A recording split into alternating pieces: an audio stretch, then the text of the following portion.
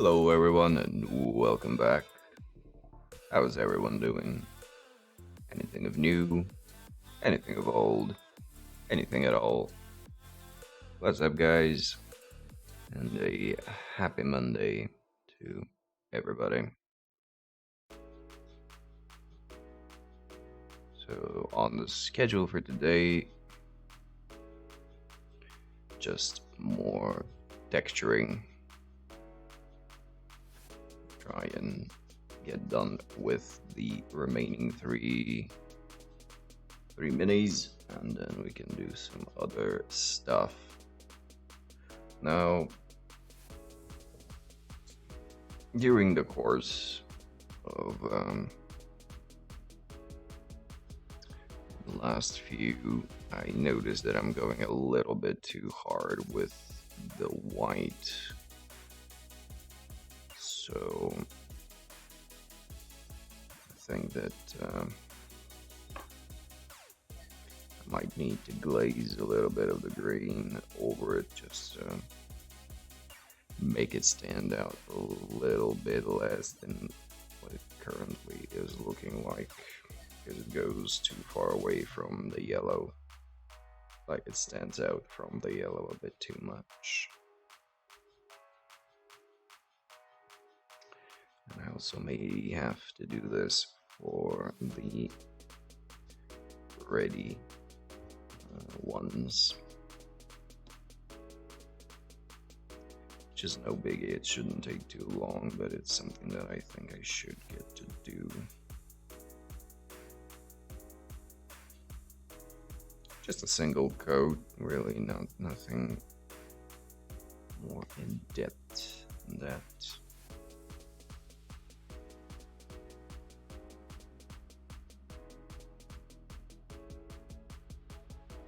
Just give them a quick scrub because I haven't been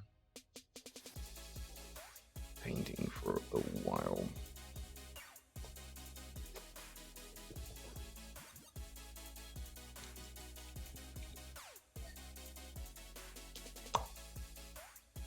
So let's just start it right off.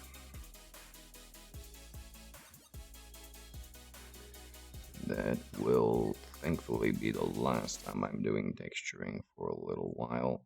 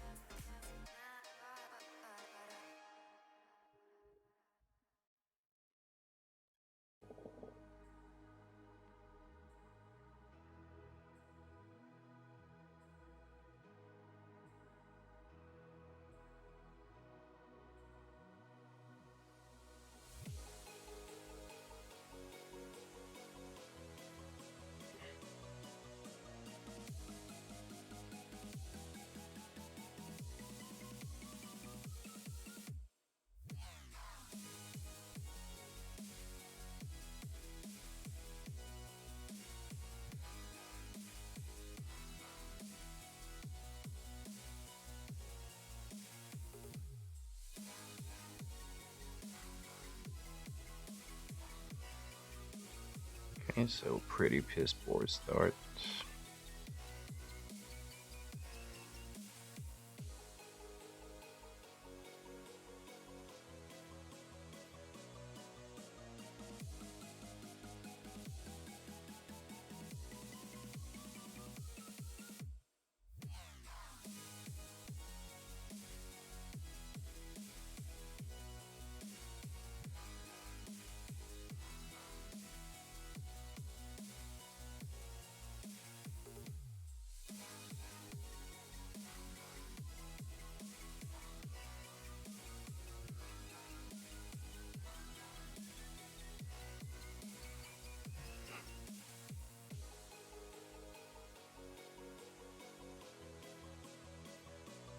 Hopefully I will be able to remedy this, but we'll see. Also, I have been playing around with the audio, so let me know how it's coming out. Actually, let me fix some thingies already.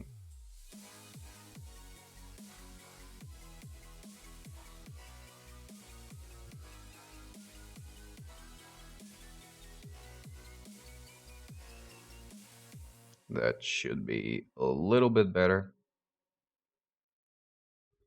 but it might need some more push. Let's see.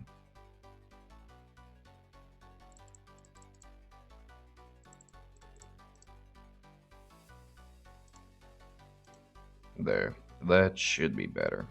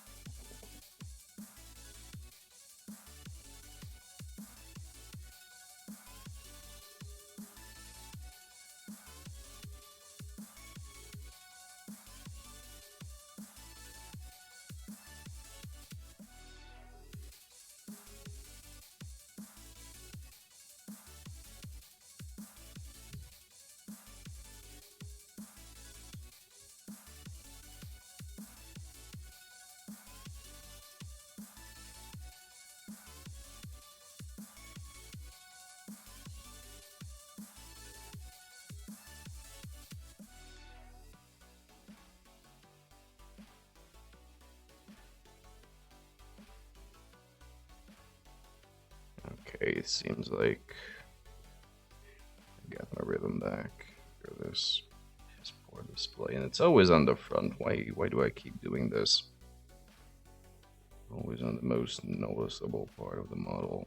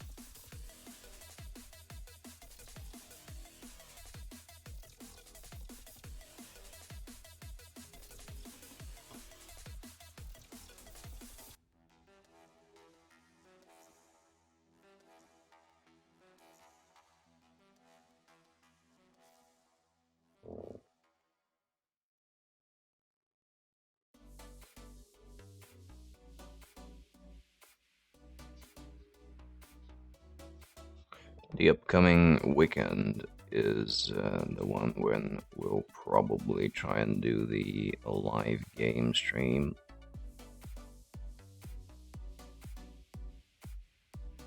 Probably the Saturday. So if that sounds like anything you'd find fun, you're welcome to join us.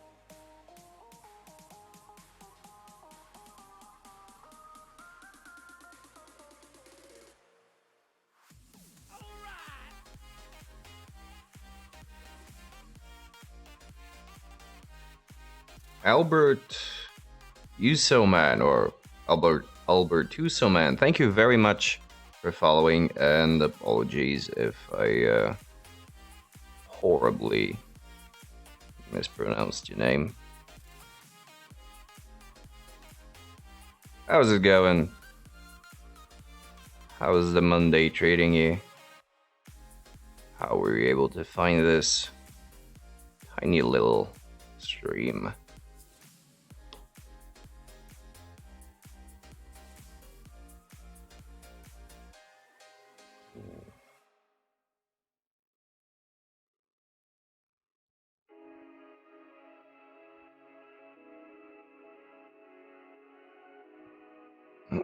I'm just trying to do some extreme highlighting here and there that I will have to glaze down a little bit later because I'm going way overboard here.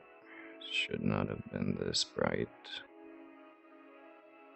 So we're gonna have to bring this down a notch. But first of all, let's go through all of the little dudes we have lined up. And then we'll take care of things.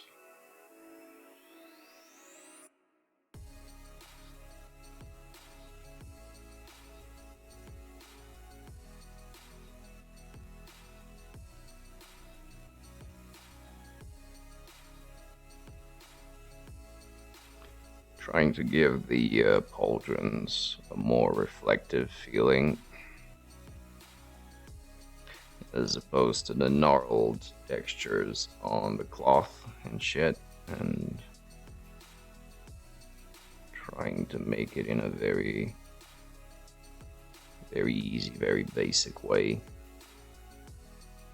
I have 19 of these dudes to do.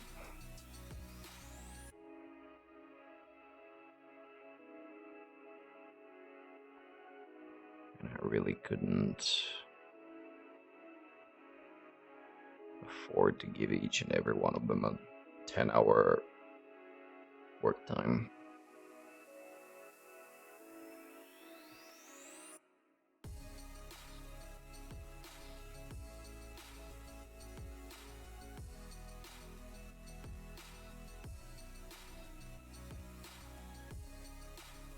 So if you wanted to sound more technical, that would be sketching in values, I guess. Only I'm not really gonna go much beyond the sketching part. Just a slight glaze here and there where things look a little bit too repulsive. And move along.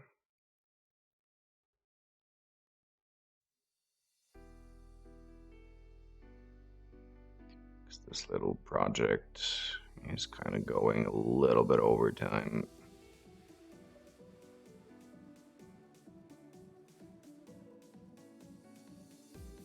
Started these dudes in, what was it, October? I think I started them in October, maybe even September.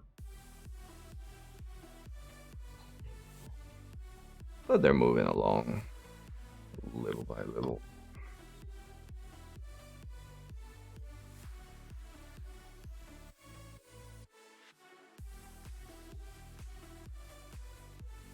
In case you're wondering, these are for, for Blood Bowl.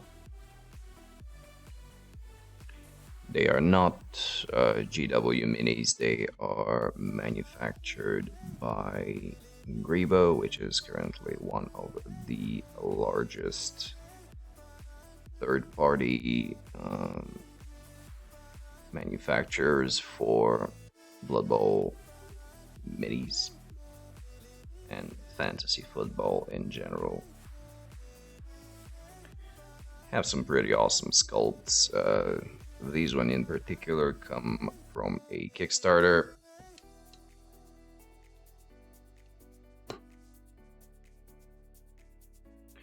That took place all the way back in 2017, I think.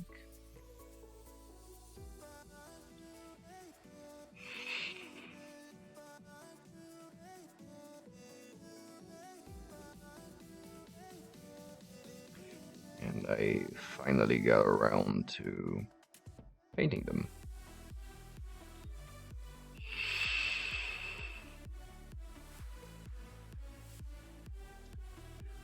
And hopefully, if we see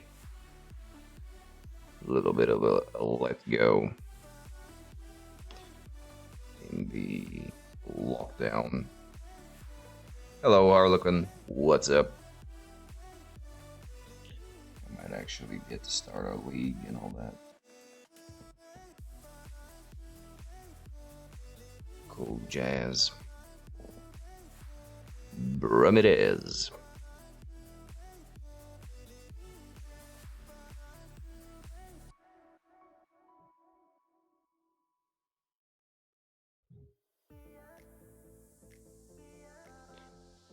Over here, it's yet another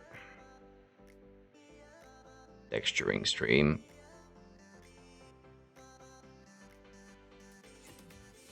Texturing and highlighting.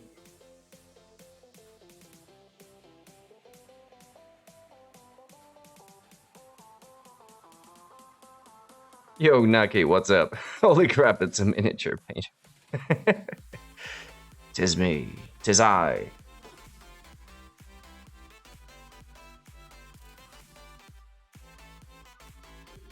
What's up, Naki? How's it going? How's the Monday treating you?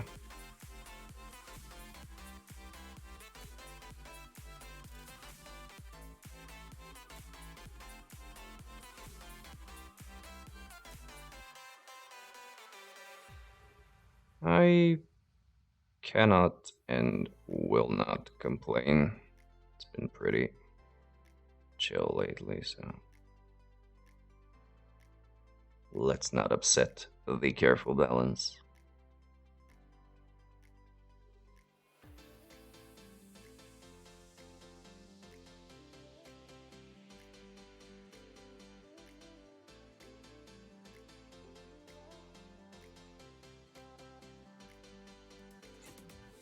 As a Monday, decided to sit down and paint a little bit.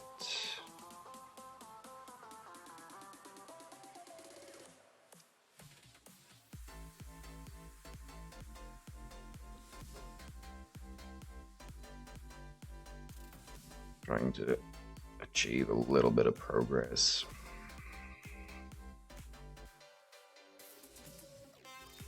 Oh, that's nice. What are you working on right now?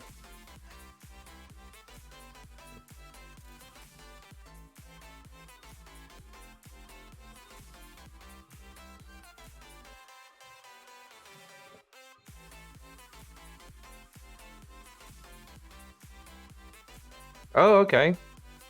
The Chaos dudes? Sweet. Good to hear.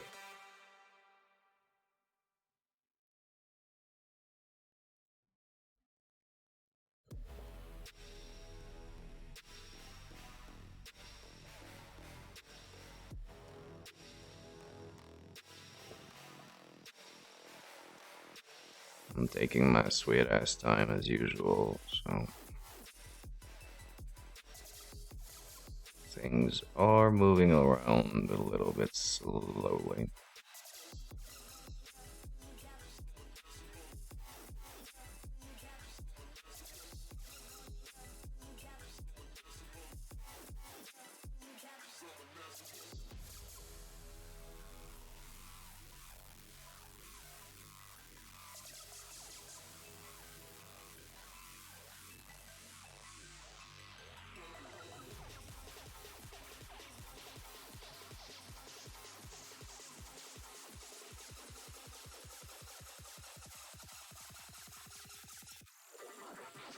But it is what it is.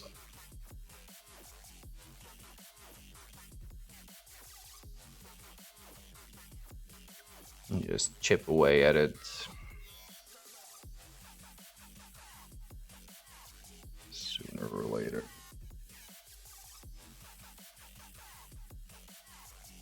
It's gonna be done.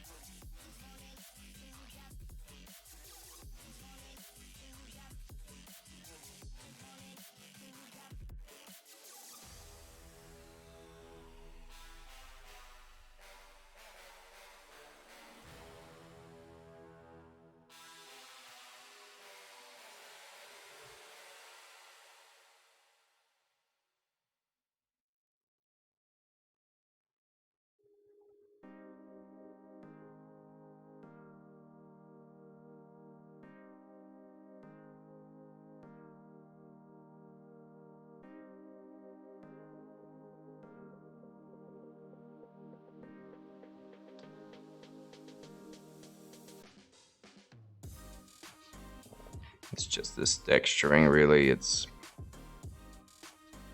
probably the most annoying part of it.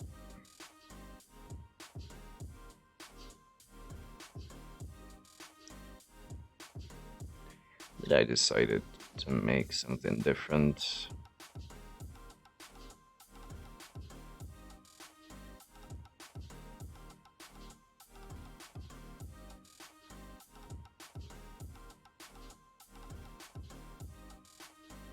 So here we are.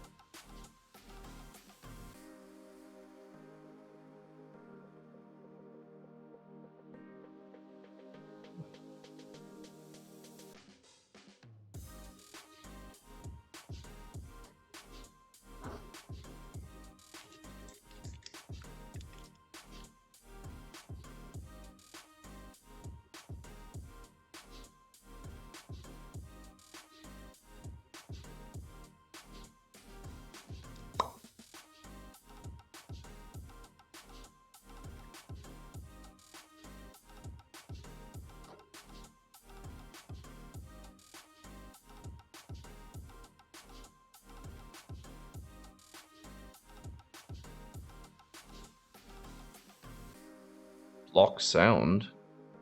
What? For the music or the mic? Oh, the block sound from. Okay, gotcha.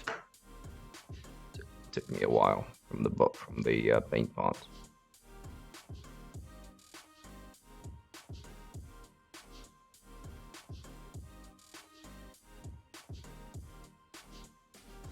Yeah.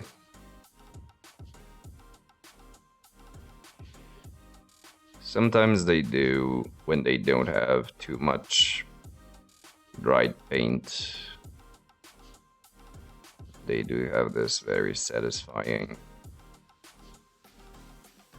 sound when they close or open up. But most of mine have quite a bit of gunk. No matter how much I try to clean it up, it just piles up.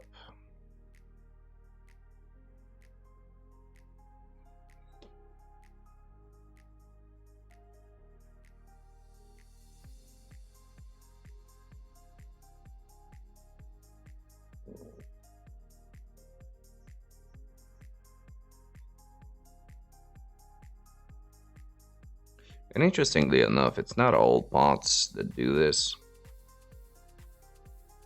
From the Citadel range, that is. There are some that just are okay. And others just gunk up immediately, and no matter how much you clean them up,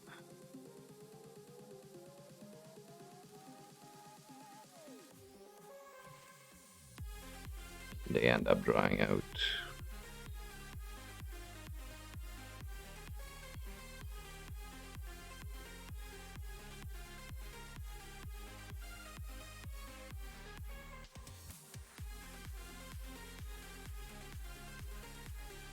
It's pretty odd.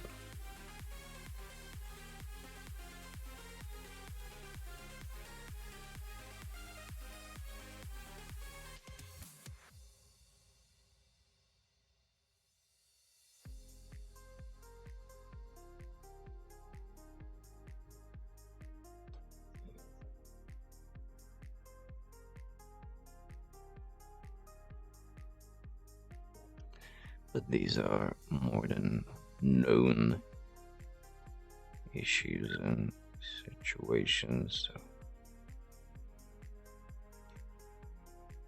we deal with them as they appear.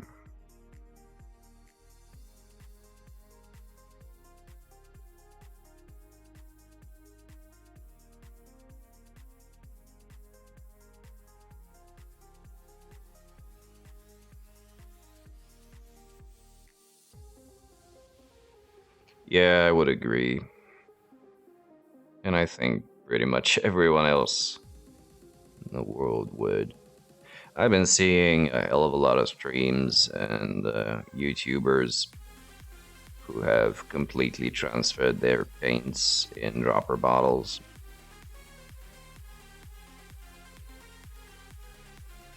But I just cannot be bothered go that far. More likely, I'll just move away from the Citadel range as a whole and completely go into the Pro Acryls, especially if they get a new European distributor.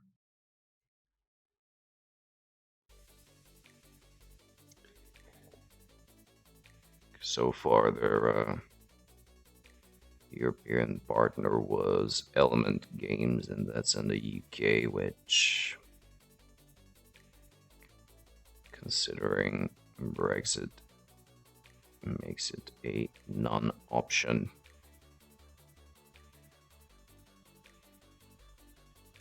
But I have a good stockpile here, almost all of their colors.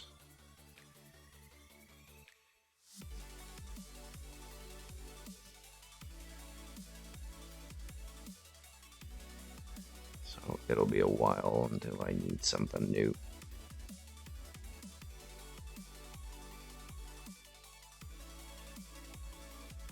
Yeah, they are different to work with. Takes a little while to get used to it, especially after I've been sort of used to the Citadel stuff. But definitely, glazing is very easy with the Pro Acryls. For base coating, you can paint effectively without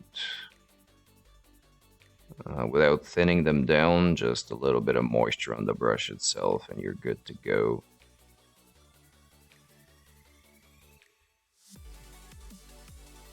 And they have a very intricate design on their dropper bottles in a way that nothing really dries up inside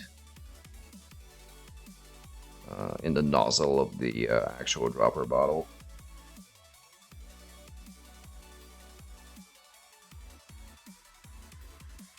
And they also have pretty big agitators inside, so in terms of being able to preserve them for a long while, it's also a huge plus.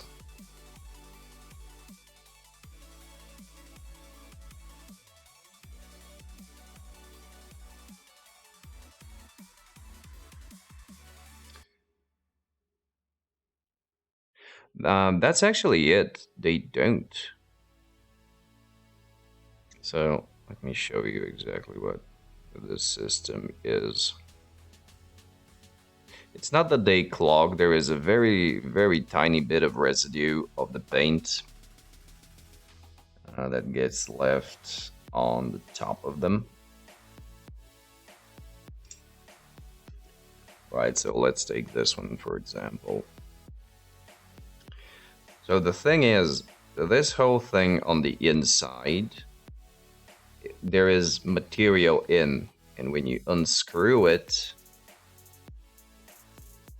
right, then the paint can go through. But when you screw it in, what happens is you might get a little bit more paint to come out because all of what's left in between the threading and the actual cap, so you get a little bit of a drop on the top, and that dries out, but that doesn't stop the flow itself, the flow of the paint. It's actually a pretty good design. It does take a little bit of doing to measure out how much paint will come out when you close the bottle, or else you might actually end up wasting a little bit of it. But you kind of learn. Yeah. Yeah, they're pretty nice. I like the transparent range they have as well, because it's awesome for slight tinting. They can work as washes, but they don't give that dirty feel to the surface after it dries. They're nice, and especially the metallics. Metallics are pretty nice as well. 'Cause, again, I'm only able to compare with the Citadel stuff, so might not be that much, but to me, it's a huge change.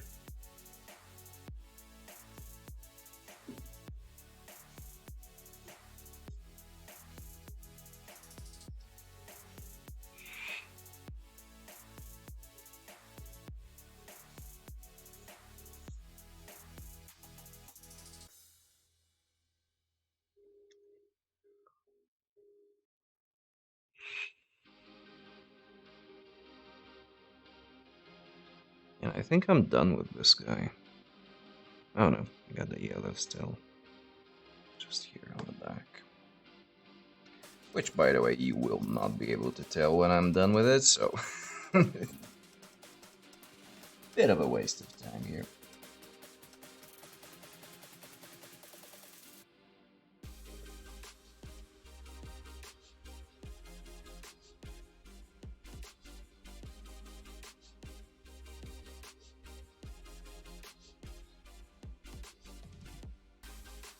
There we go.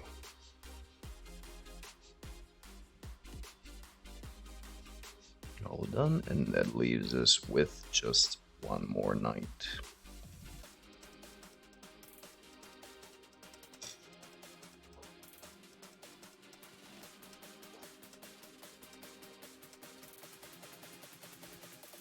Which is this guy.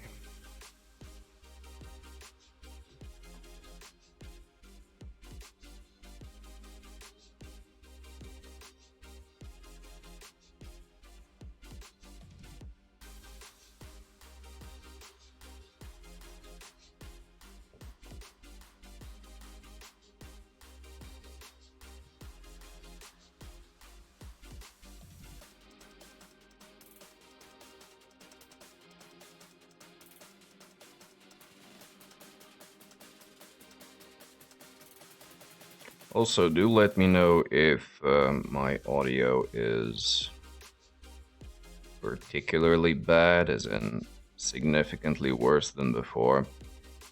Because I've been playing around with it a little bit and I haven't had the time to properly test it, so I do apologize for any issues. Sounds as usual. Alright, so. Okay, thanks. I'm trying to fix the damn... It cuts out, you can probably hear it. Every now and again it just cuts out from me talking. And I just can't place the reason for this, and it is annoying.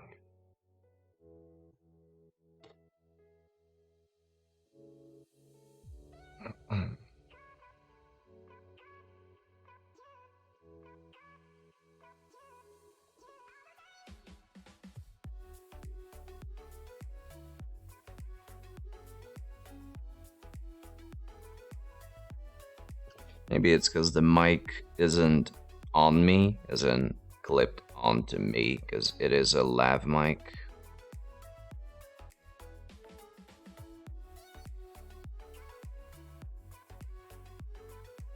But it's sufficiently close, so it shouldn't be giving me any grief.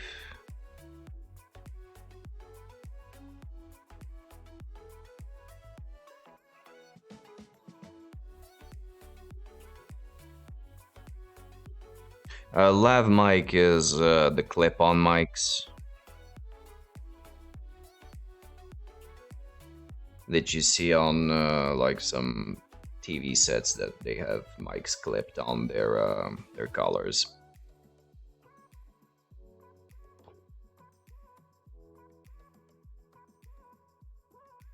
Also, I got a pretty cheap one, so that might also be a contributing factor.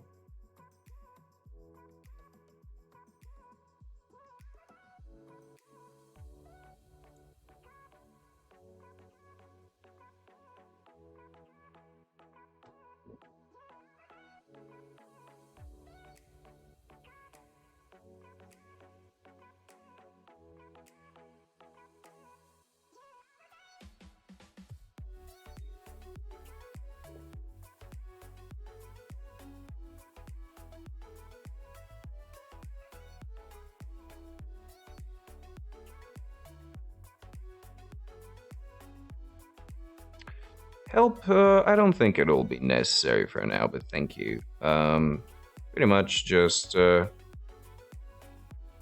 make sure to come along. I think it's just gonna be the three of us doing it. Um, are you okay for Saturday?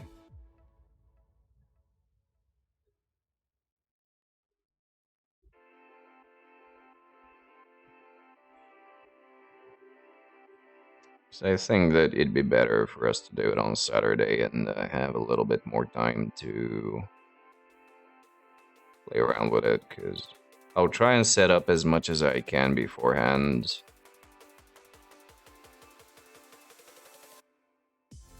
but it's still gonna be work.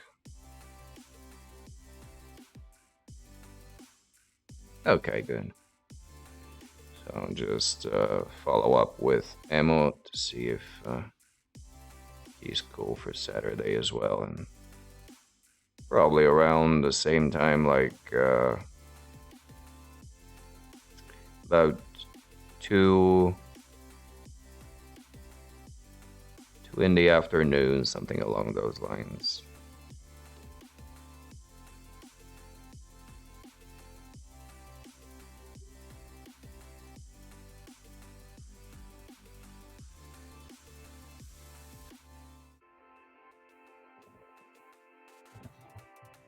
How so?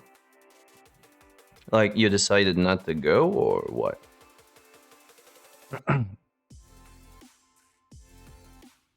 Okay.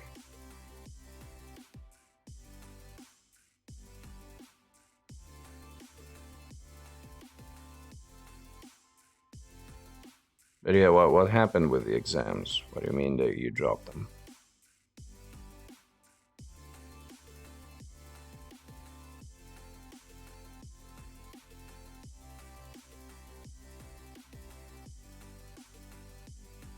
The uni spat on my face. Well, sadly, it happens. Oh, okay. Like, did they give you grief for taking too long? Like for the extra year?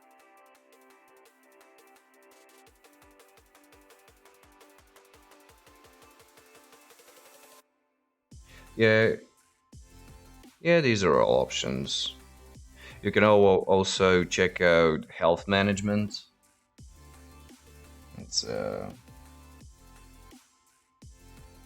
pretty hip new thing. In case you wanna try your hand at working in a CRO.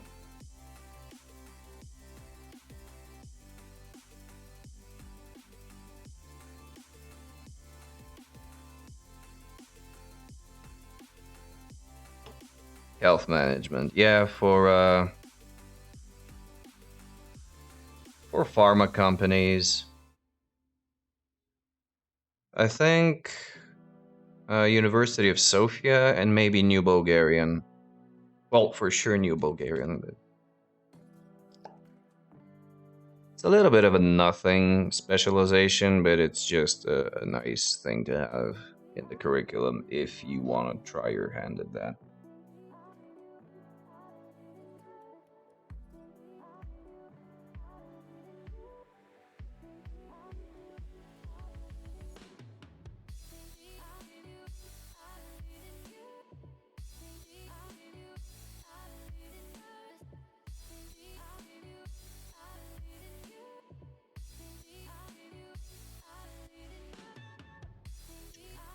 Zdravен management.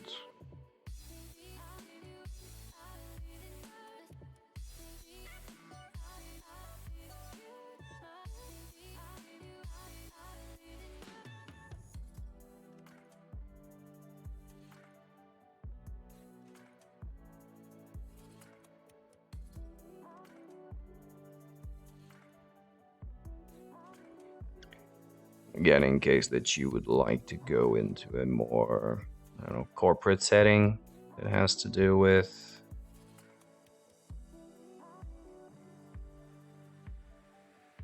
actual science.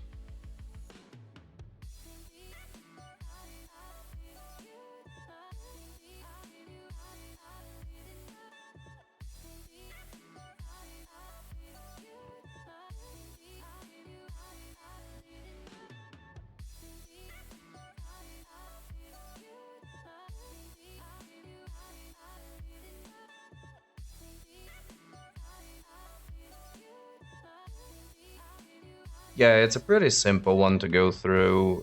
It really doesn't have anything,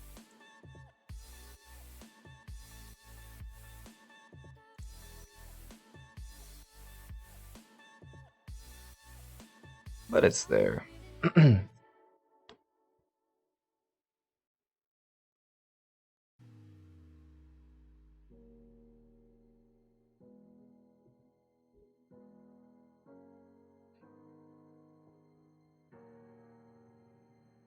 Again, it has no practical aspect to it. It's more if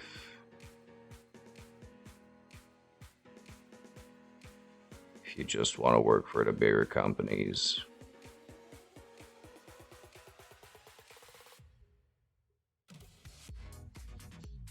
sort of just have it as an option.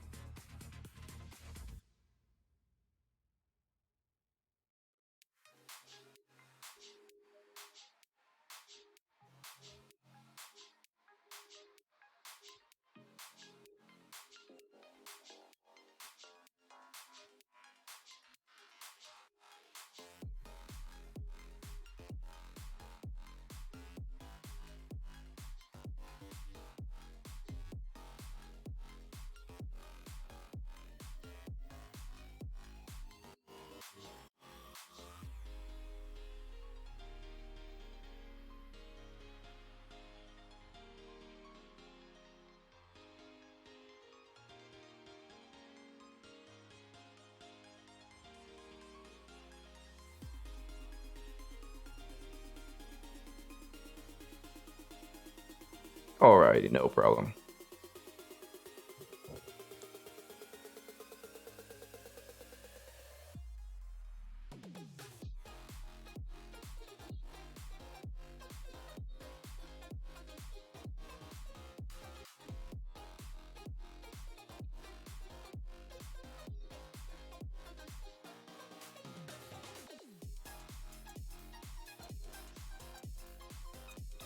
Alright, and that actually does it for all the scratchies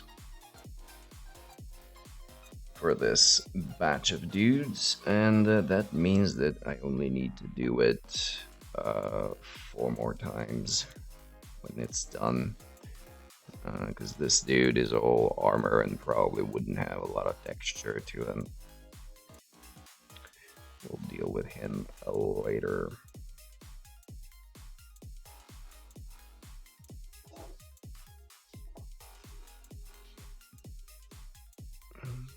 So what's gonna happen now, I'm gonna take a quick couple minutes off and get the other minis, and then we'll do some glazing and then move from there.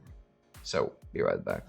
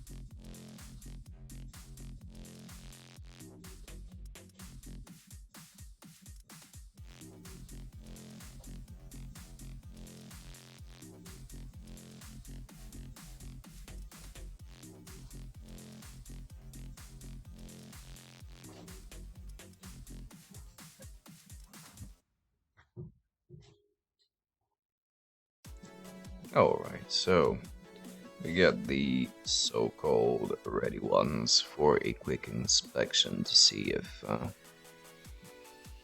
little bit of glaze wouldn't be beneficial, and I think that it actually would. Although I was a bit more careful with them. But yeah, here we have a bit too much, as you can see. Just bring it down into the grain a little bit more. So once again, let's dust them off.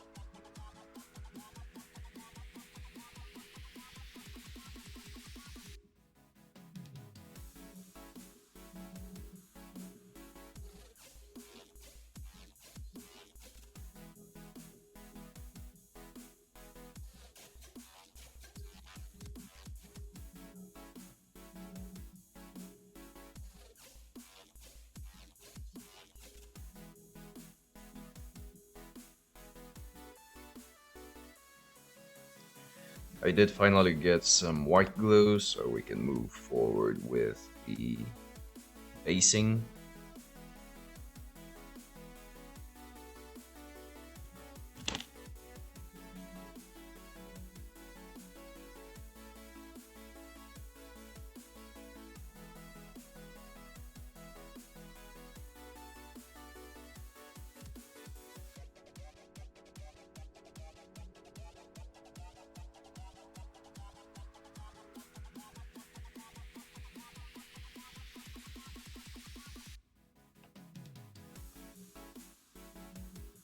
Brushy. Yeah, dust does tend to pile up tremendously.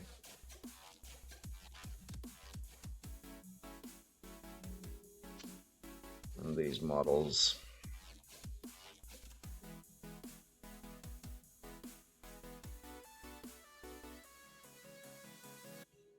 Okay, so.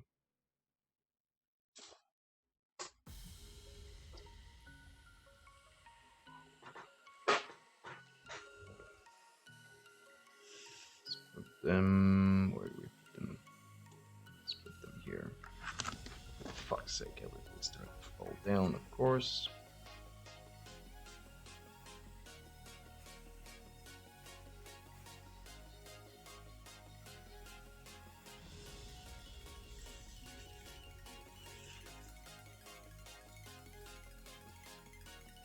There we go. So that's not going to be the brush.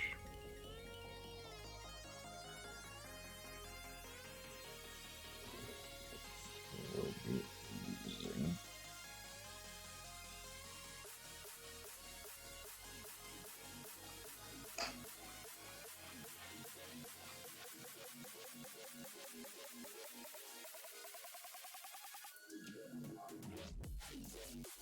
instead we'll be using the number 3.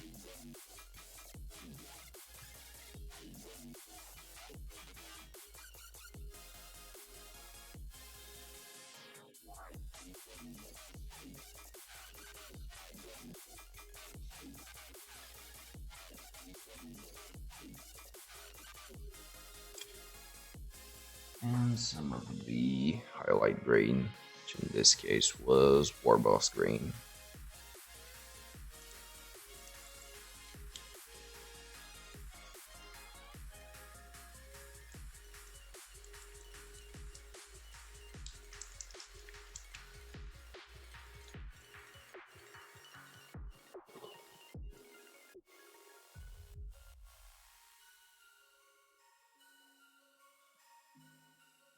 Just to tie things down.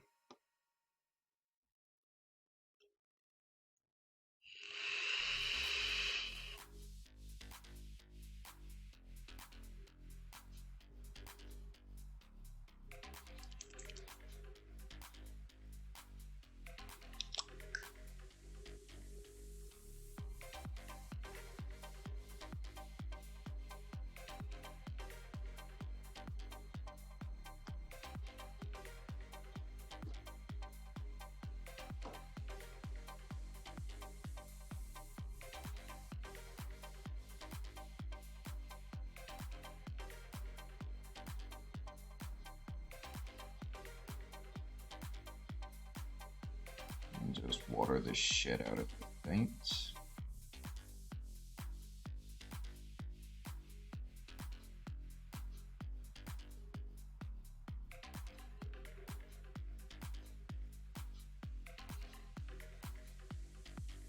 And let's see how it goes.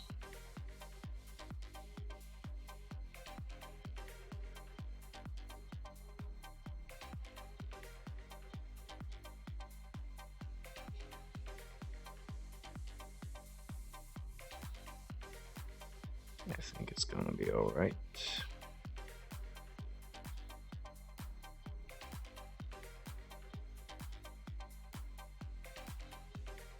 Now that I'm looking at this, it's possible that I've already done this once on these models.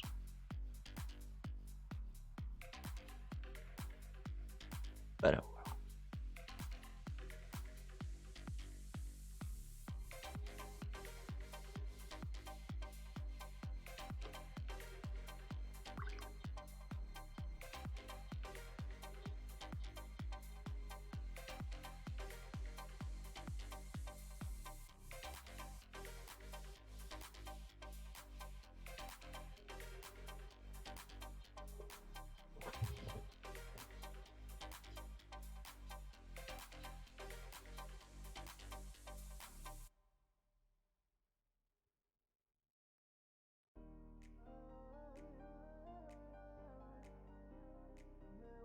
And it's just gonna be the green, like the yellow is effervescent enough so it doesn't need any extra attention. At least not that it would do anything noticeable.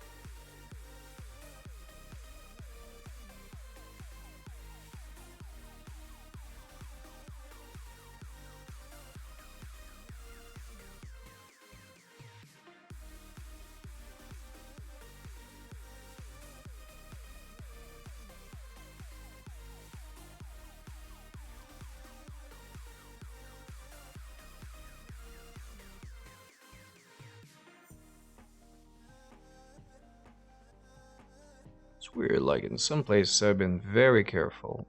In some places, not quite so. Yo, to Foodie, what's up? Doing fine on my end. How about yourself?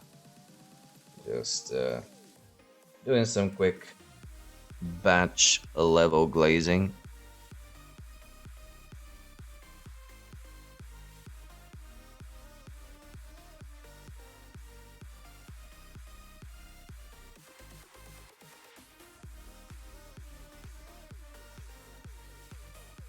How about yourself? How's the Monday treating you?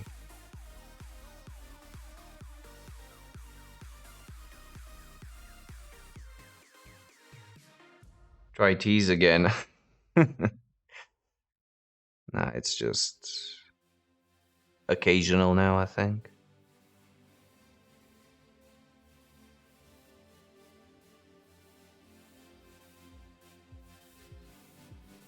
Oh, that's nice. Bon appetit, as they say.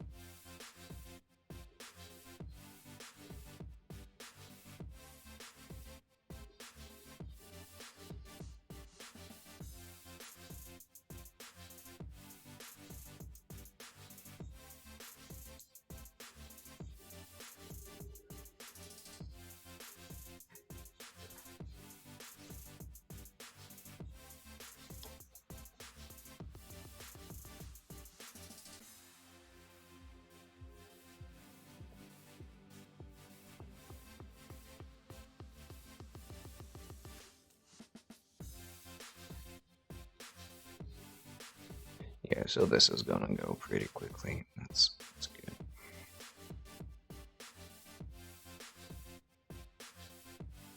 It's not going to do much, but just a little bit, bringing down the difference between the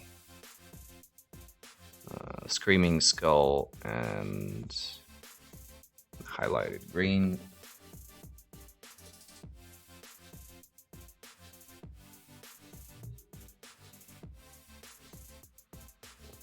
And make it seem like I know what I'm doing.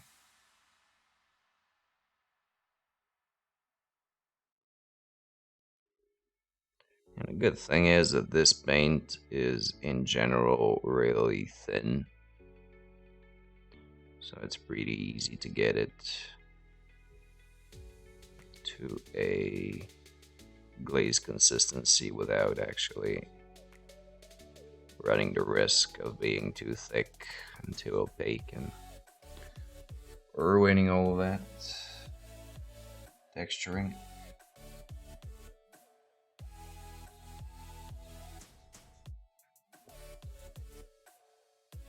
So that's good.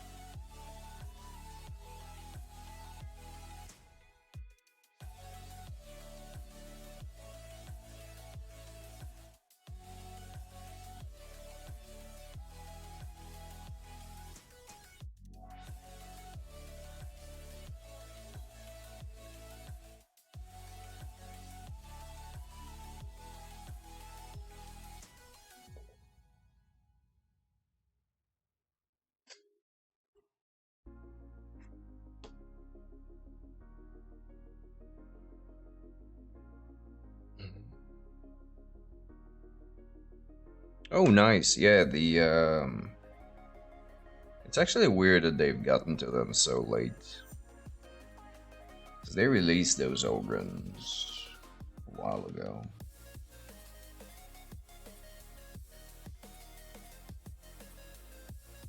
Yeah, yeah. I think we looked at them together when they were on their release. That they are a really cool bunch of models. Monday Light. Yeah, yeah, yep. No, no, there is. They did release the um, slave Ogrins for Monday.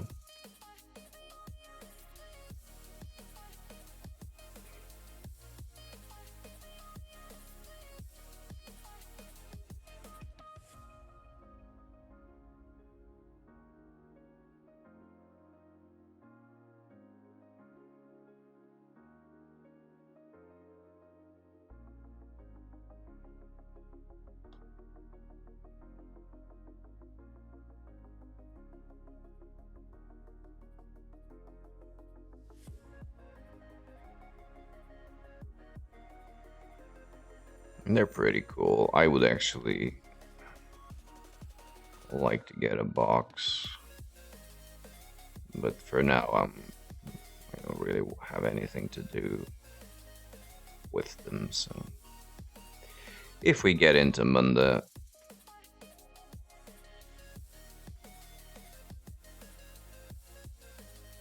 we'll see.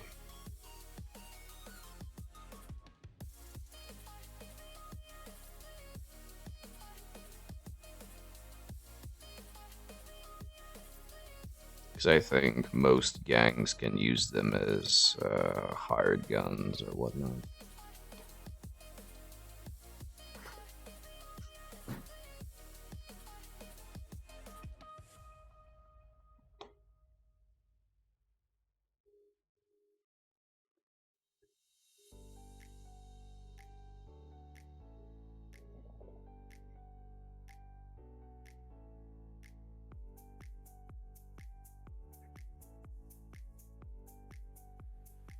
Yeah, still, that doesn't mean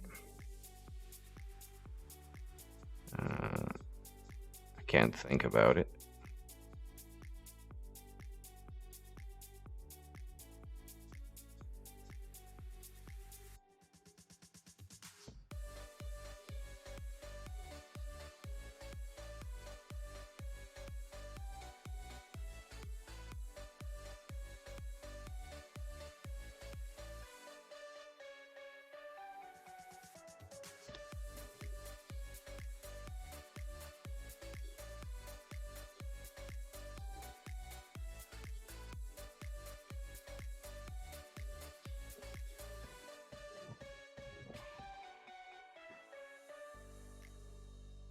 And practically nearly zero interest. Yeah, well, I think it's I don't know. I like to think that it's gonna grow.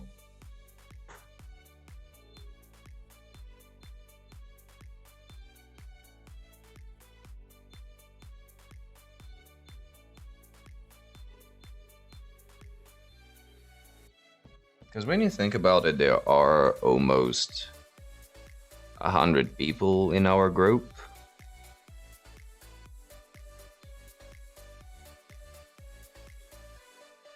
On Facebook with just very little activity, but they are in the group.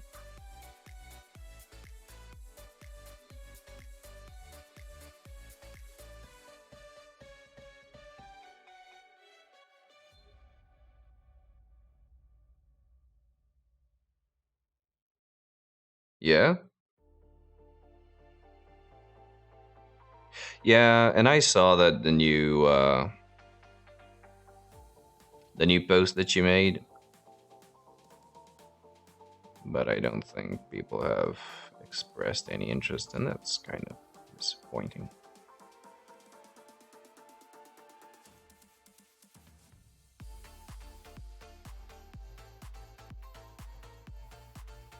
Yeah, well,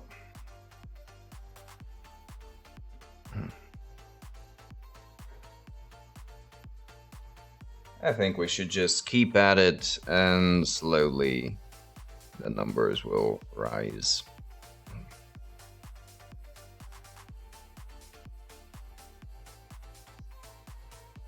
Yeah, they probably could have played more if I had actively chased them down to that end, but that kind of defeats the purpose, right? If they don't sort of exhibit any interest, just dragging them along, it's not gonna be a pleasant experience for anyone.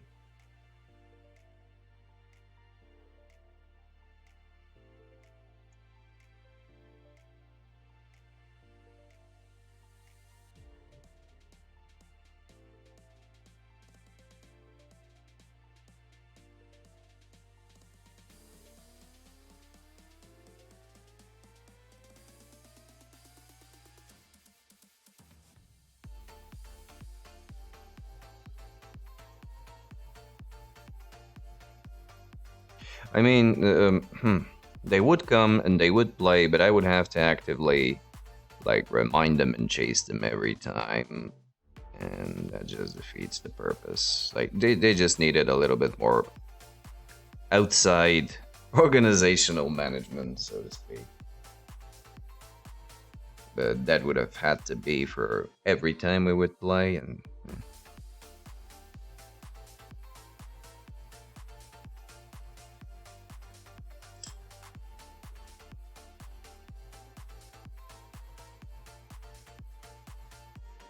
all right. So these are glazed.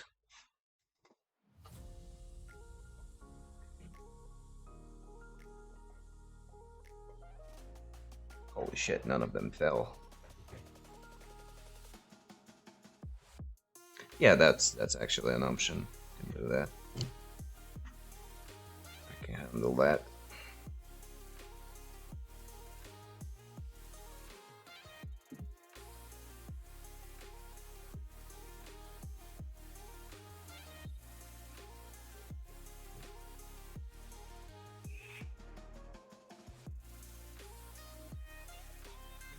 But again, let's wait for the venues to actually open.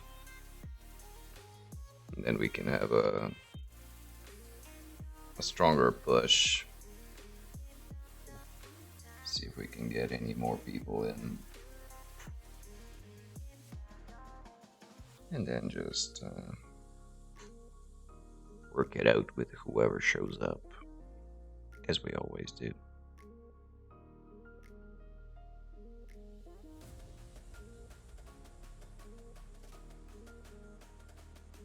Oh, the stream exactly, I wouldn't bet it. I wouldn't bet on it. Maybe the YouTube recording, because I will be recording it and then I'll post it on YouTube as well, just for it to be there. But especially if we're aiming for like for here, for Bulgaria and Sofia in particular, I think YouTube is a much more used platform than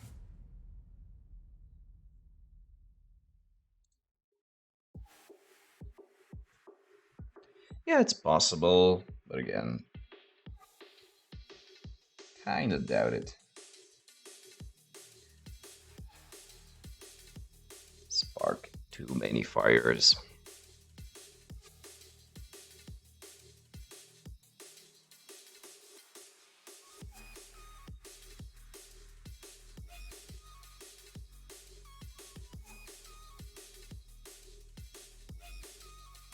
But it's a cool idea to have this live game streamed. If it works out, we can sort of do this for more important games, let's say finals in a league. We can have them recorded and posted. Little things like that. So it will have a value, but it might not be an immediate payoff, is what I mean.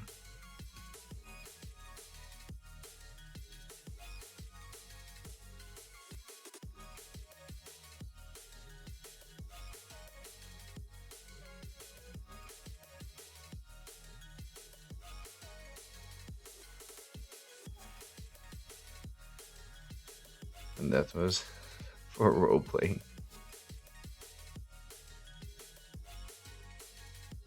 Yikes. Oh shit.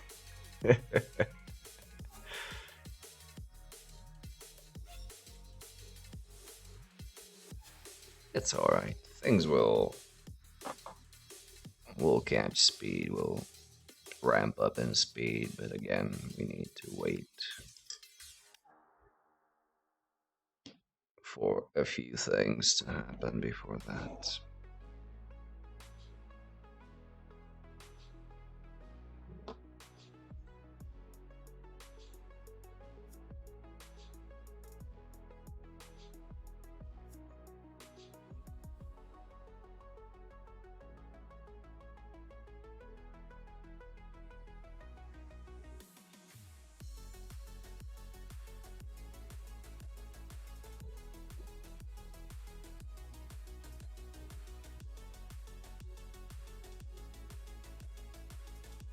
Yeah, that was actually a good call.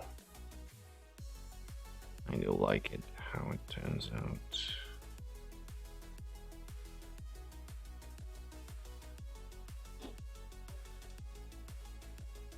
With the green glaze.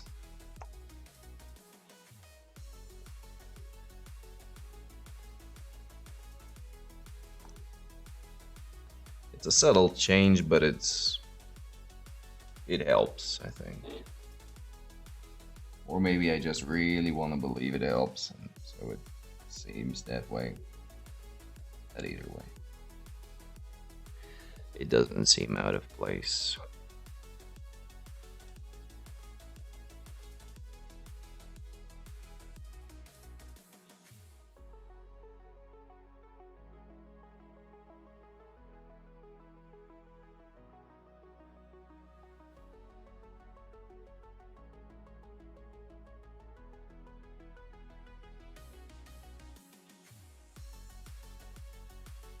I might even do it again in some more targeted areas.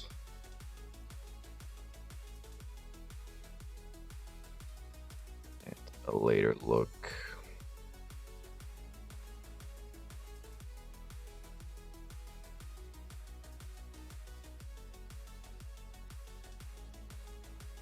Because I'm pretty sure on the screen you can't see any difference.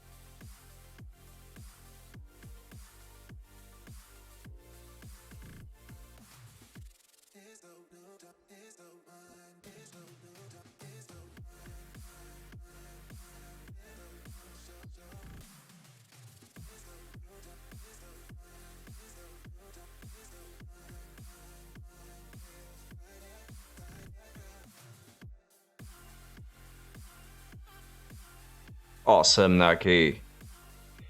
Join us. One of us. One of us.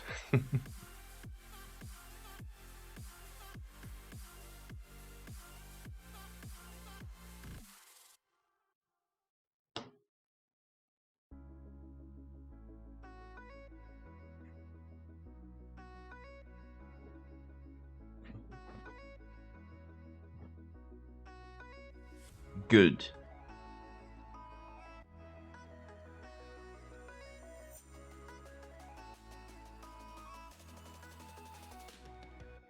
Done with work and celeb arguing on the internet.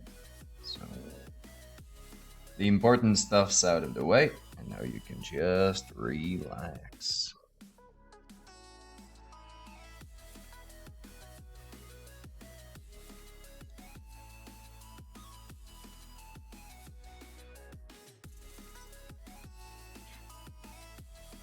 I'm gonna suppose doing it loudly, because if you can't do any actual damage, you might as well make sure people hear it. I don't know.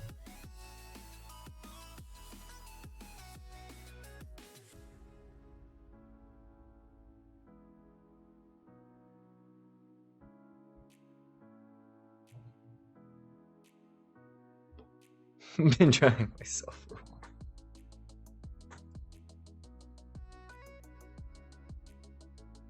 I don't know. I don't think they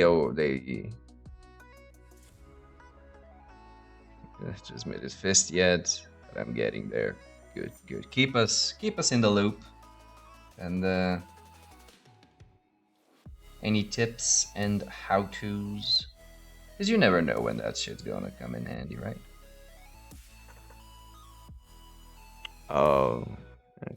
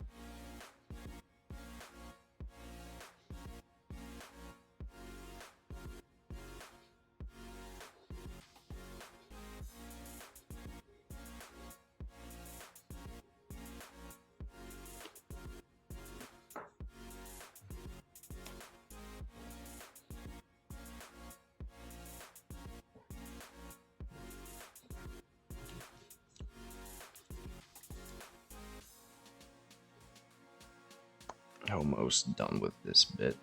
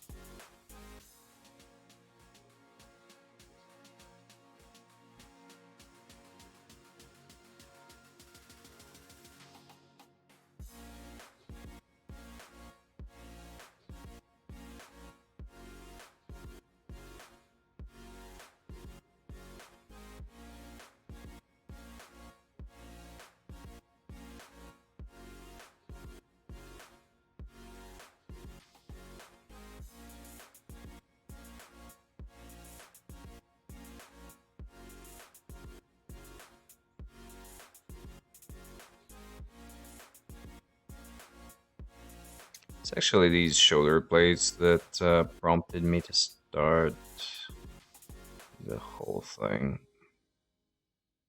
Because while I wanted them to be more reflective and more drastic, they turned out a little bit too much. So I wanted to tame them down a notch.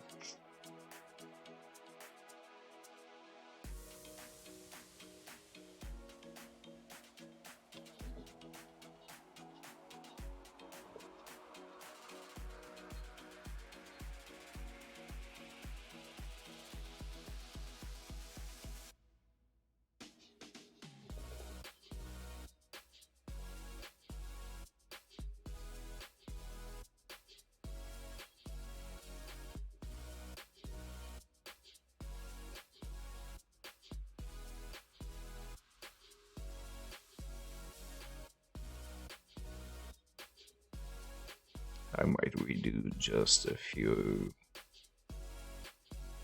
dots, but even as is, is alright.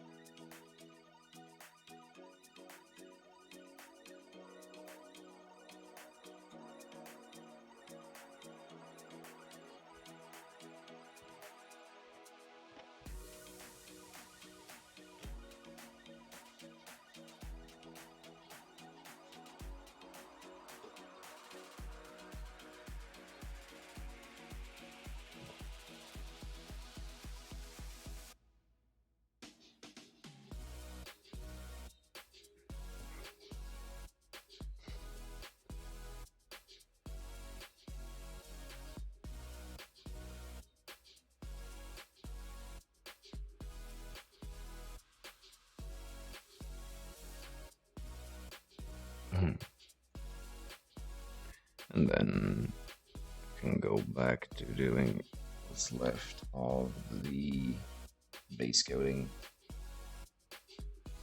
on the last batch. And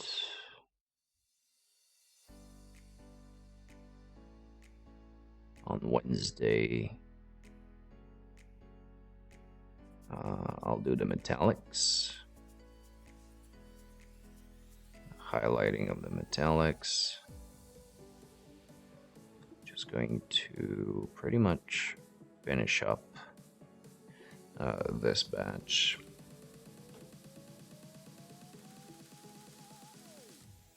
And then I can focus on the last batch and start working on the basing a little bit.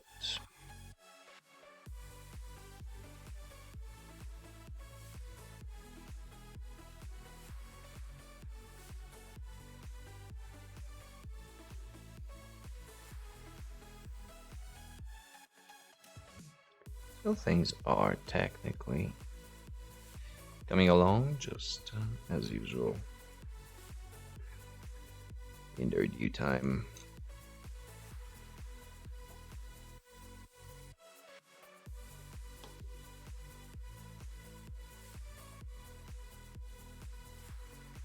Might also do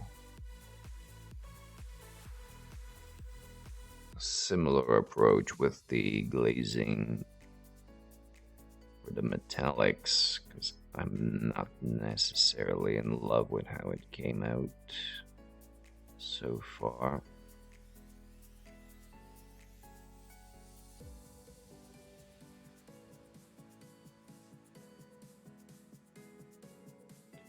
So I might go with a metallic glaze. Wonder if that'll do anything at all.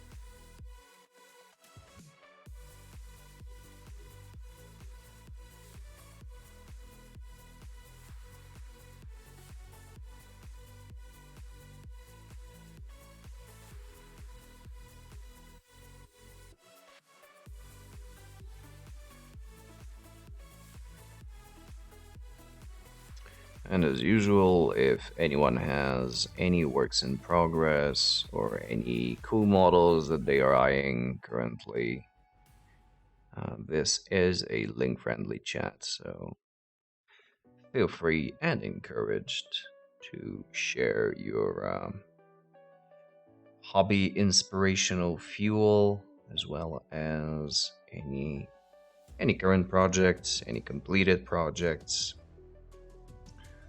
And just in case, here is the link to the Discord if you want to use it as a dumping ground. Although chat is pretty okay as a location as well.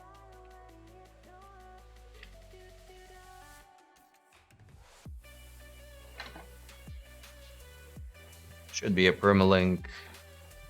Let me know if it has expired.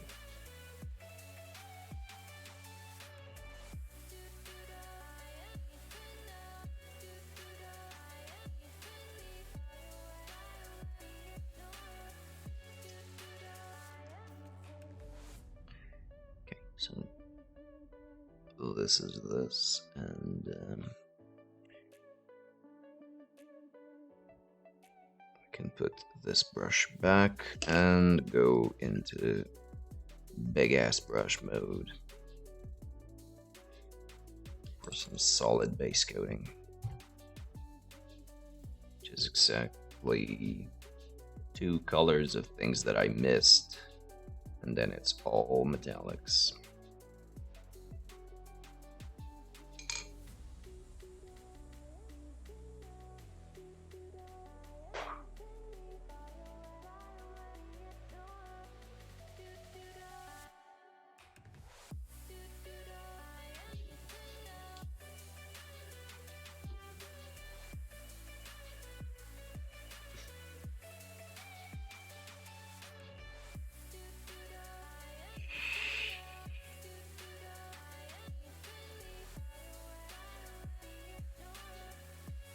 Also, once I get rebuildable stuff for my vape devices, I might do some coil building and wicking. You know what they say, the bigger the brush, the more the paint. Yep, that is exactly the case. What's in the vape today? It's berry mix from Liqua.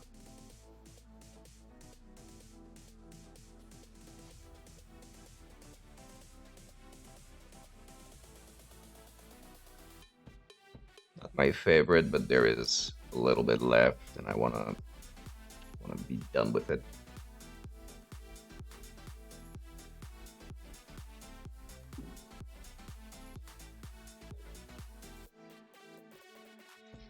So yeah, once I order some rebuildable stuff, we can do some of that on stream as well. Make some coils and some cotton wicking. Yeah, it's actually a bit daunting. So many options.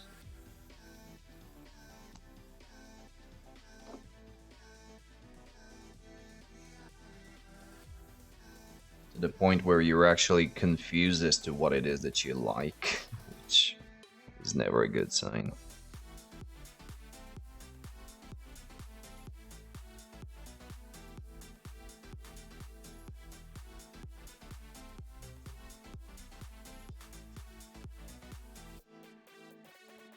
But I'm trying stuff out, so.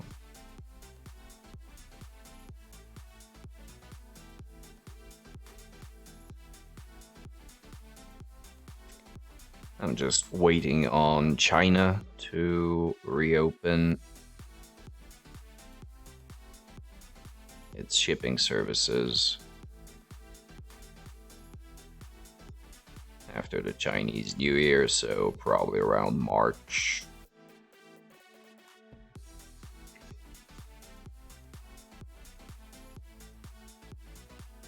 And I will order up some goodies. Naturally, that whole thing had to turn into a hobby as well.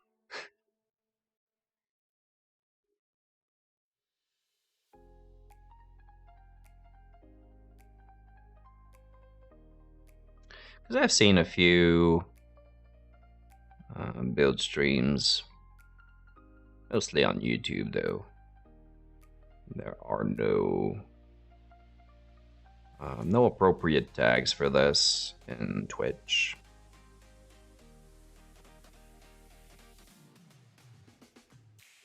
But on the in-between,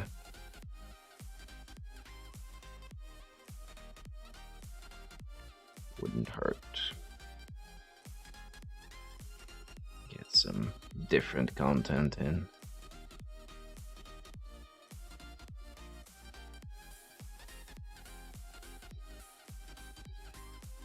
This is going to be one hell of a boring mug. I'm gonna have to freehand some stuff on it.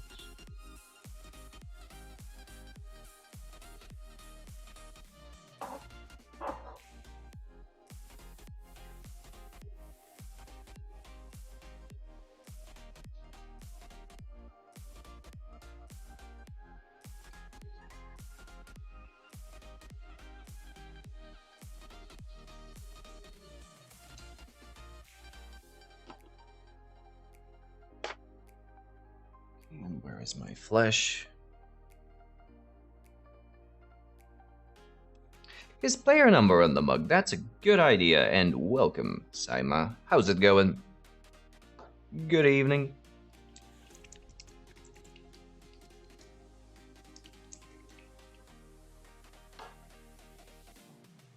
Yeah, definitely could put the number on here. Slow on the painting, well... You can see pretty much that it is the situation here as well. Just slowly drudging through. Mostly prepping. Yeah, that's what I'm doing here as well. Just finishing up tiny little pieces. Getting almost ready to start basing some of the first batch of dudes.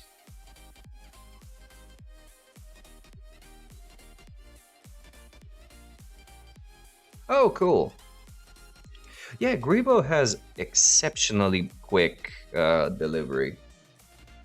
Like, when I ordered the Ogre and the 2 throwers, it came the next day. Now, even though there is effectively just 1 or 2 countries between us, still, next day delivery was nothing to scoff at.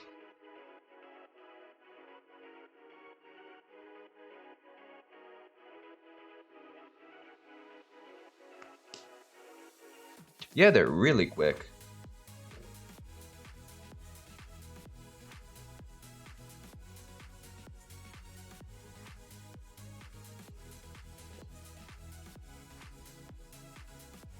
I think it's because they use DHL for everything.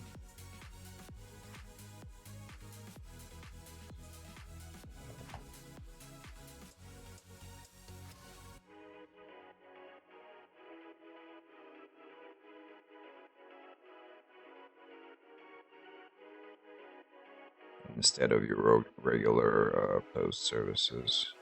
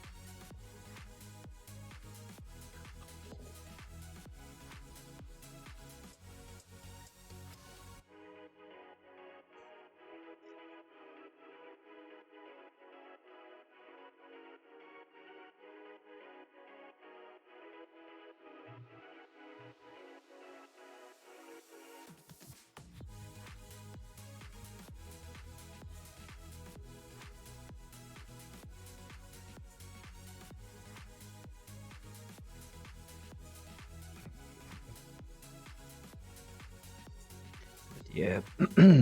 Sorry.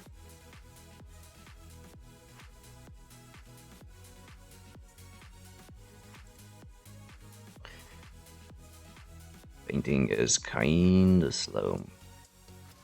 And I've been doing it less over the last few weeks. As in, still had the streams, just not that much off stream.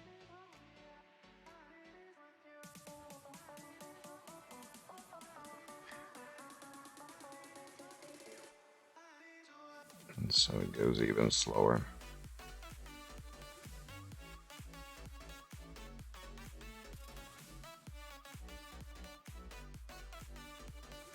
But on the other hand, it's not like I've got anywhere to be.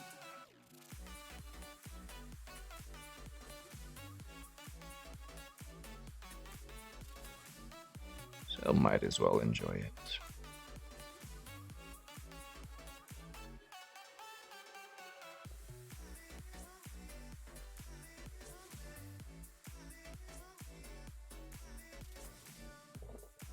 I'm pretty sure I'll be able to finish them up before the league starts.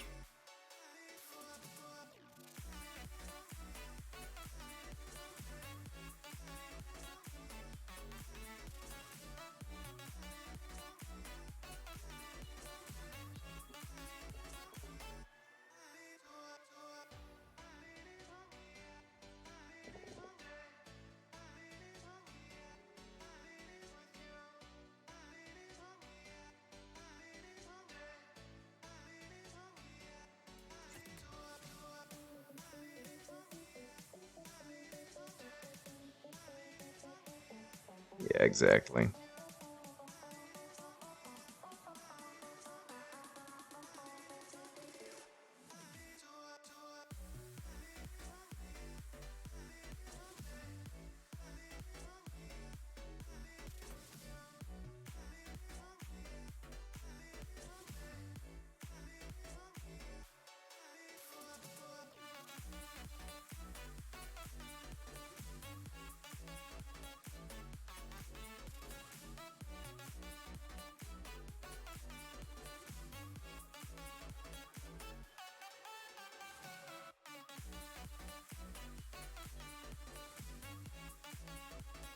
He does, doesn't he? You can attribute quite a few likenesses to this old feller here.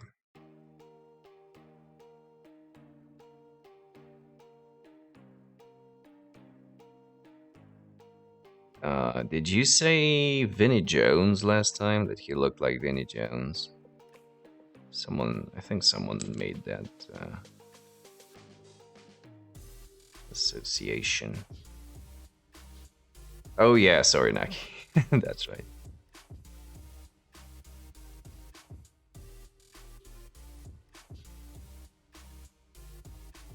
All right.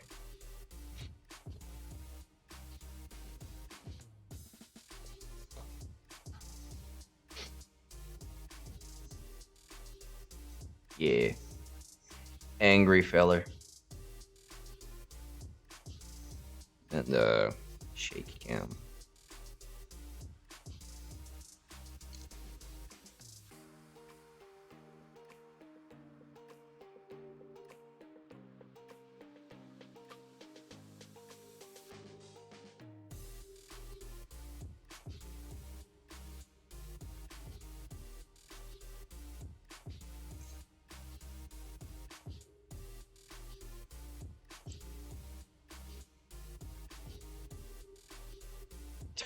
It's all right. The mystery was solved. It's all good.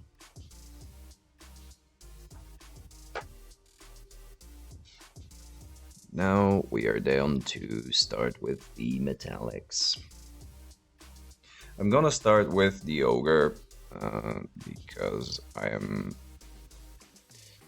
curious to see, because he has a lot more metal than the rest of the models, and I want to see just how overwhelming or overpowering the color of the metallics will be on him, and have a little bit more time to think about how to go about it. So far, I'm thinking of doing a wash sandwich, as in base coat, wash, highlight, and then wash again. Just to completely remove any shine from the armor, but still have any depth of color, and that it wouldn't overpower the rest of the colors. But again, because of the surface, it might actually bring the whole model down too much. So things to check out and try. Would be a nice idea to make Dark Elf Assassin like Hitman. Yeah, unfortunately, mm, I don't know. I haven't seen any model that looks like it could be made in that way. Because I have the Grebo Dark Elves. Their assassins are more... They're actually very D&D-ish sculpts. Not very Blood Bowly.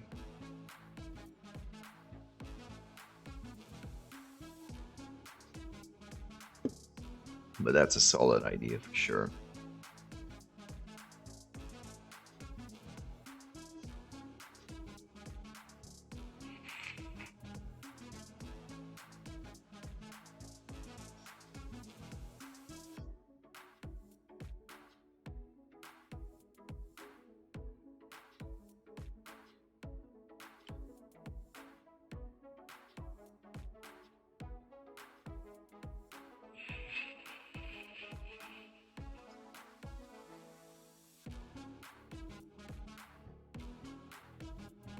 Shaky time.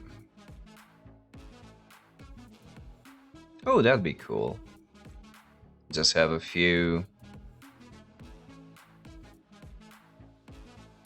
Yeah, I heard a lot about, like, Miniac had videos on his process of creating the Vampire Countess, was it? Maybe. Maybe.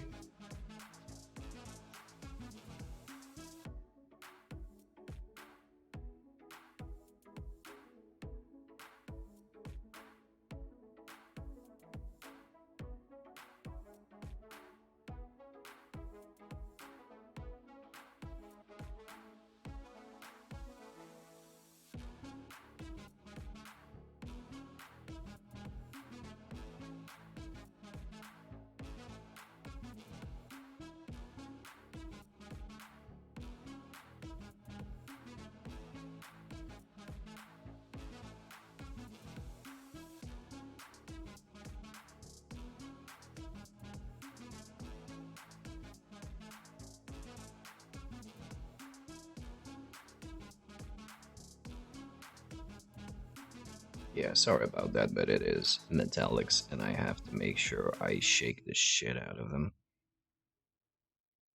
before use. And thank fuck for the agitators in these bottles.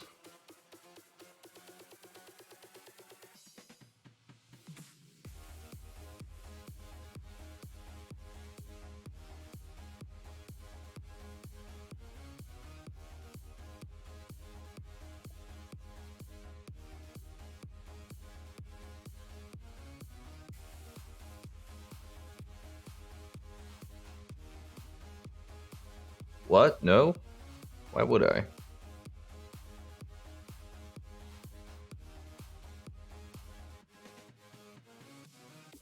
Oh, yeah. Sort of. Kinda, sorta, not really.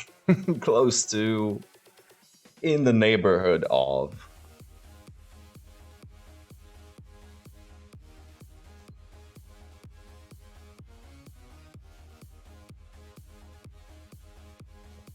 Yeah, nothing cool, unfortunately.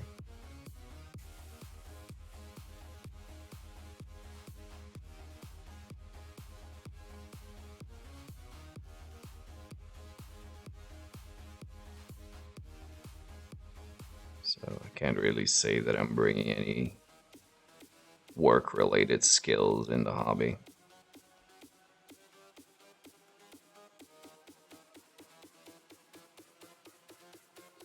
Oh yeah, no, actually the whole office building that I work in doesn't have a lab, so we wouldn't have access to these. I could get one of those vortex mixers, but with the Pro Acryls, it's not as much of a necessity as it is for the Citadel pots.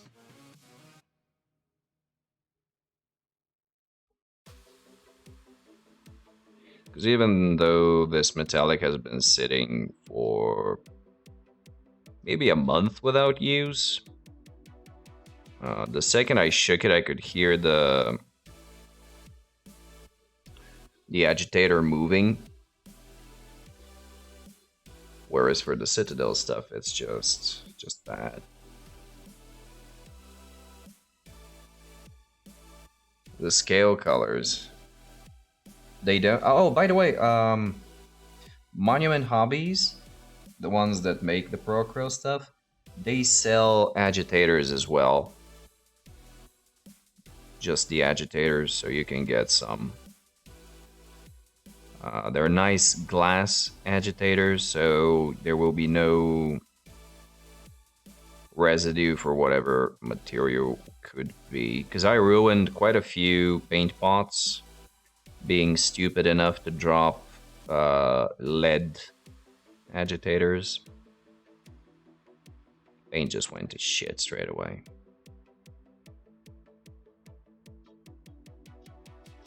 Oh, is it? Okay. I hear stainless steel is alright. If you can find any. As long as it's not lead.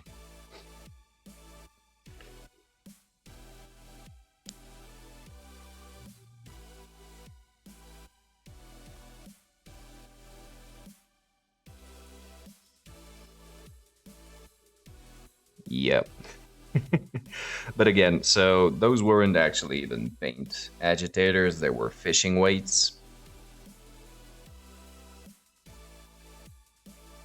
So I really went about it in the stupidest possible way. So with a little bit of thought put in, I think you should be just fine. Surgical steel, stainless steel, all of these should be perfectly fine.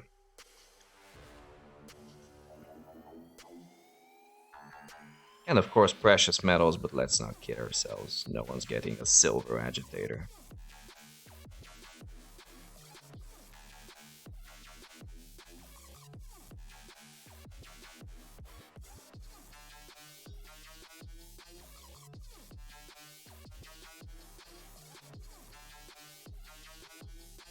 Surgical steel, great album. Nice. Good one.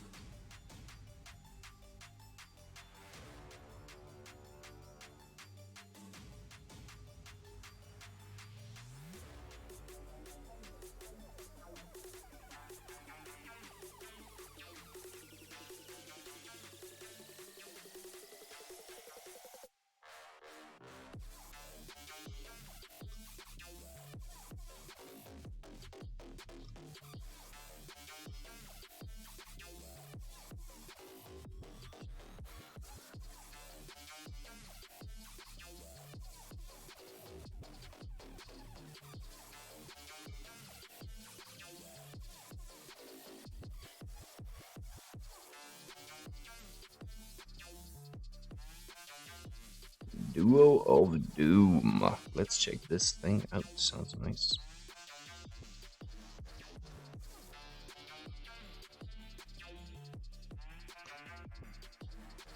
Let's see what this is.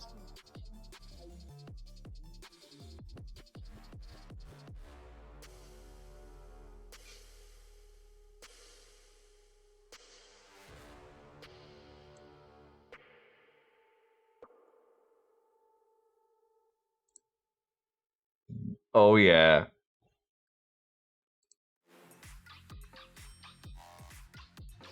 Get yourself some gender bent Indiana Jones. Awesome. The Intrepid Adventurer. Okay, sure. Okay, whatever you say. What's that from? Crooked Dice.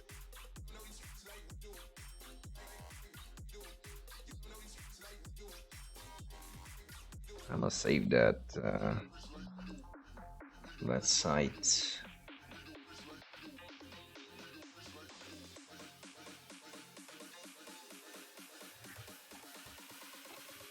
Intrepid. Yeah, yeah. My bad. My bad. Oh, they've got some cool stuff actually.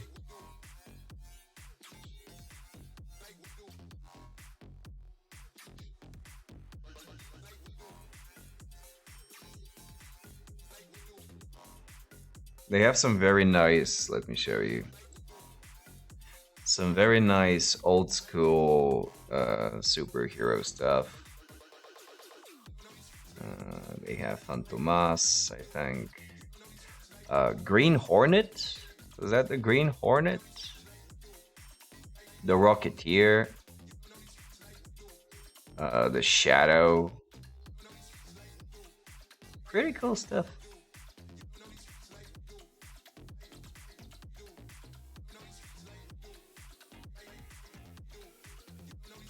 Nice.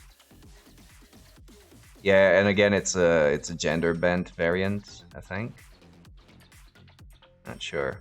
Can't really tell, but it seems to be a more slender silhouette.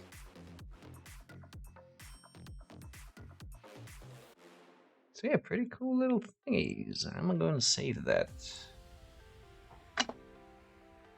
There's yet another. Oh, it's actually how it's advertised. Wargaming in the world of cult TV. So yeah, it's all TV characters. Awesome. There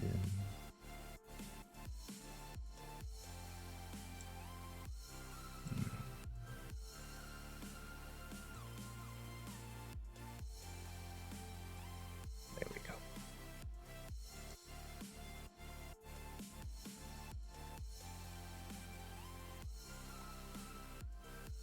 All good. Well, back to this.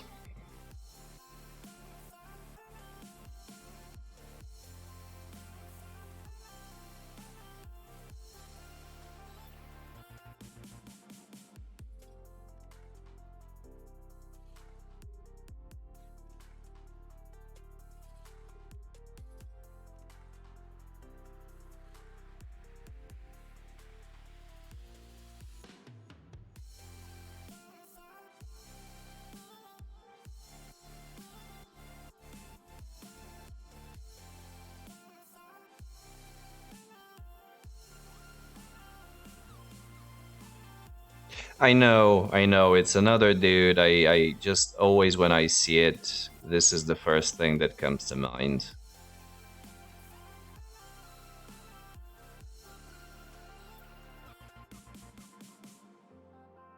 I realized that was. What's the name, by the way? Do you know? Because I always get them confused. Even though they're not that similar in design.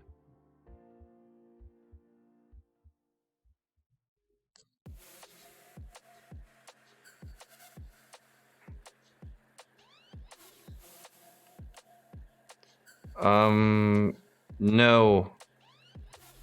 I think he was in bright purple, almost pink. But some of his movies are in black and white, so I couldn't really say.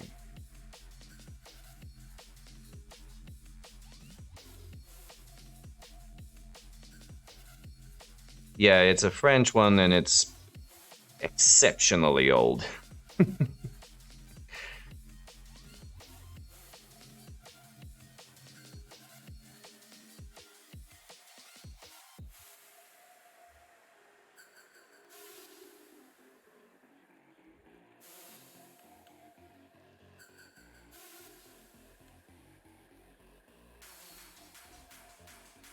Dried green, okay.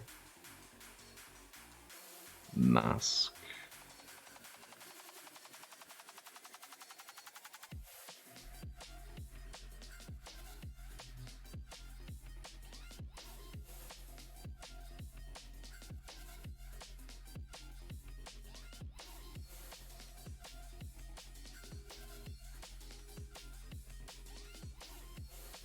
I used to pick up tapes, like videotapes to watch from the French Cultural Exchange Center that we have here. But back in those days, they were color coded with a different system than the VCRs that we used here.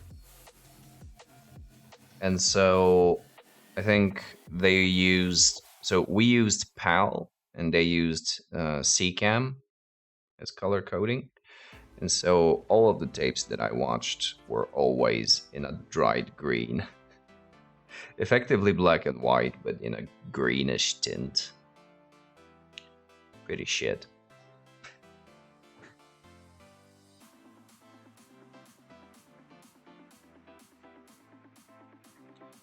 Uh, yeah. I think it was SECAM, like SECAM.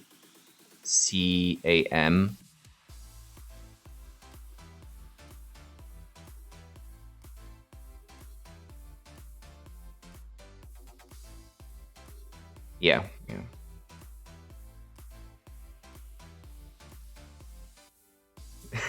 Wasn't revolutionary enough.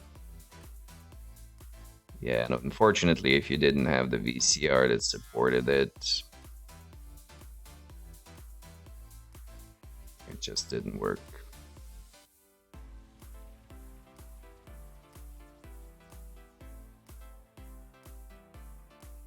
And that was the only way back then to get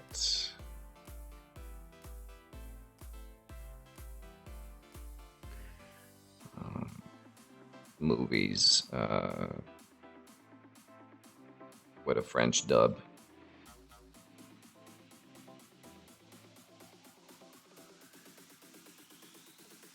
The Phantom. Okay, so I think you can now see why and where my confusion comes from.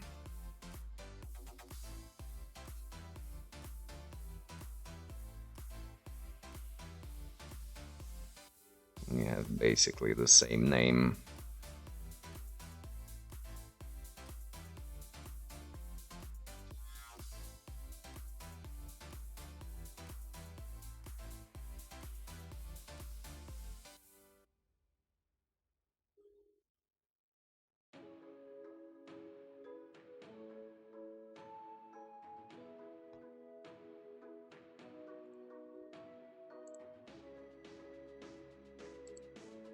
Right, right, yeah, yeah, okay.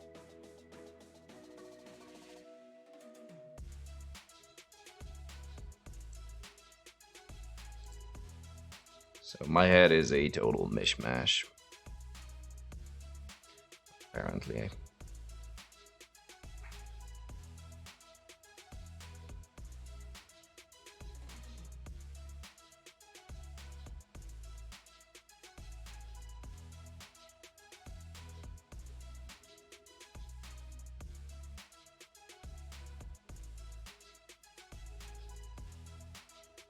I'm gonna have to touch up some things for sure. I'm done with all of this.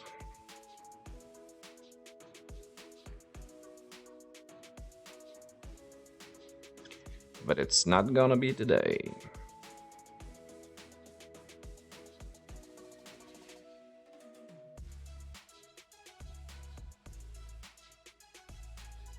By the way, I really like this color as a metallic base color. It's a dark silver.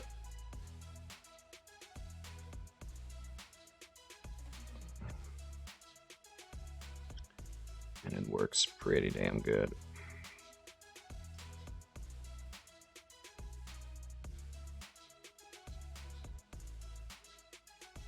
Because when you put a wash over it, it darkens further still.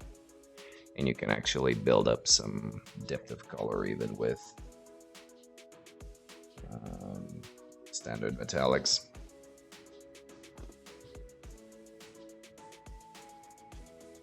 Yeah, I remember that one. You suggested it, and I did watch a few episodes of it as well.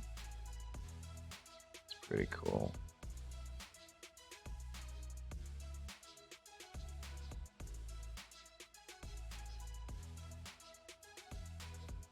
And it is very much, again, in the same vein of masked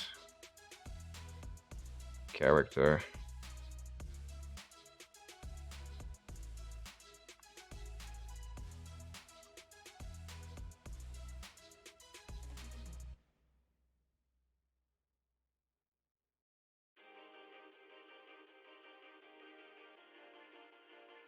They had another animated series, but it may have been also American. I'm not sure. Kind of like Johnny Quest ish. Um, again, with catsuit wearing burglars.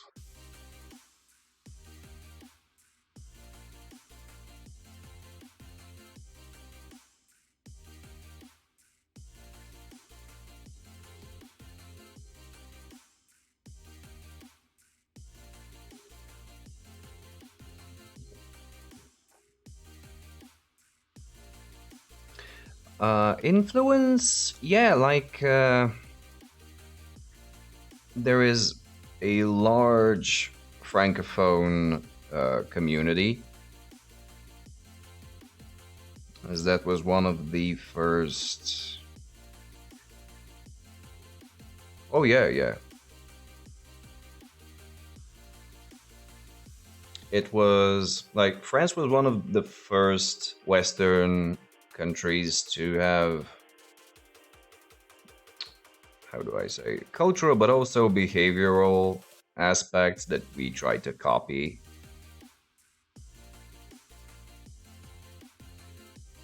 But that was a long time ago. I mean, right now there is nothing. But let's say our grandparents' time, absolutely.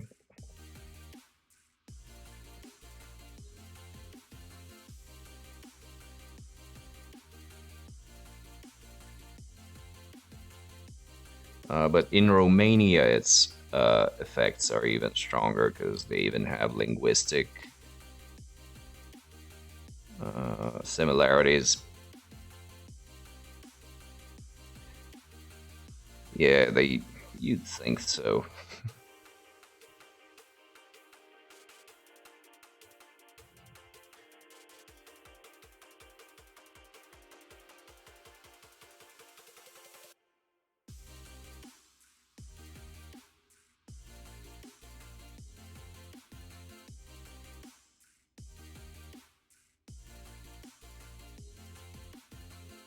Oh, nice.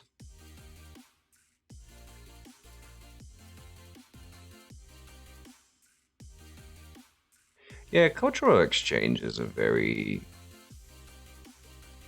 interesting topic to dig into, especially on a country by country basis, because you got to look into what were the circumstances in which the exchange happened. Like, when did a country have the ability to inject some of itself into other countries and whatnot? Like, was it um, purely on trade basis? Did it have to do with some military action? There's a lot to dig into that.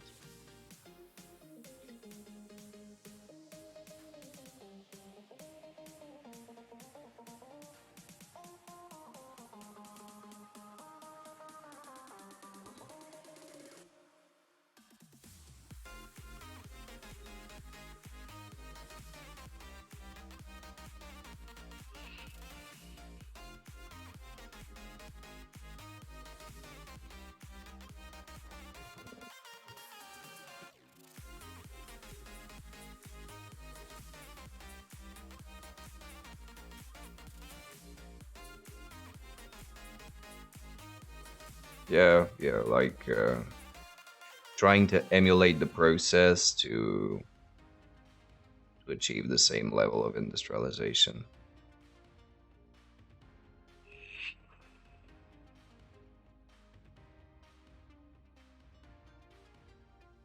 Cool.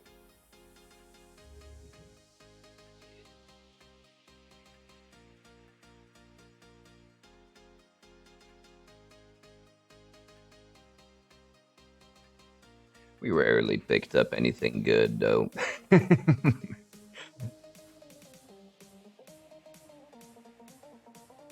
Yeah. In some ways, though, again.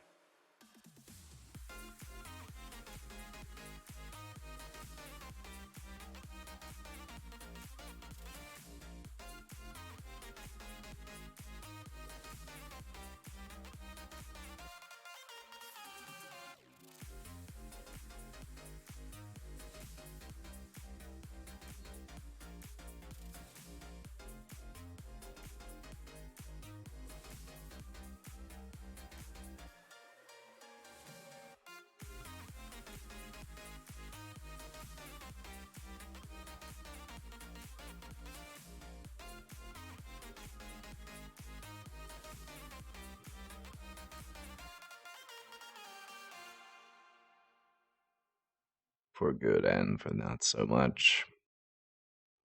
True.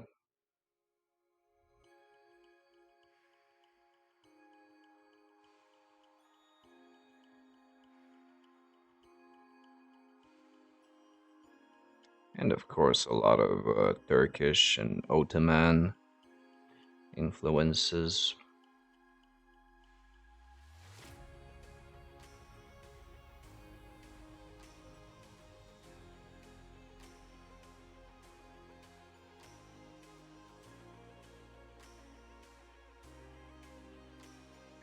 Linguistically and linguistic, it's just words mostly.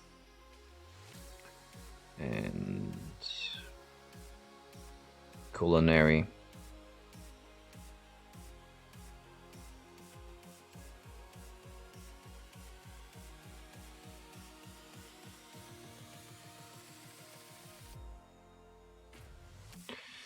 Uh, Pretty similar on the on a first glance, pretty similar, but they wouldn't understand Bulgarian, and if we're not prepared, we wouldn't be able to understand. Like here and there are things you can pick up, but not that much.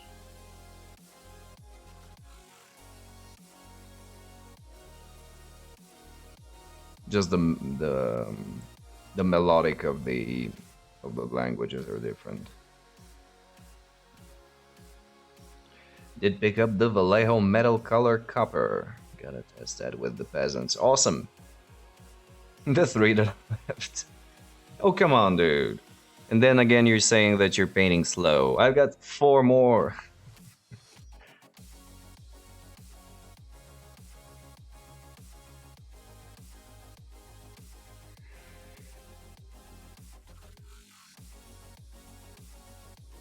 And the ogre.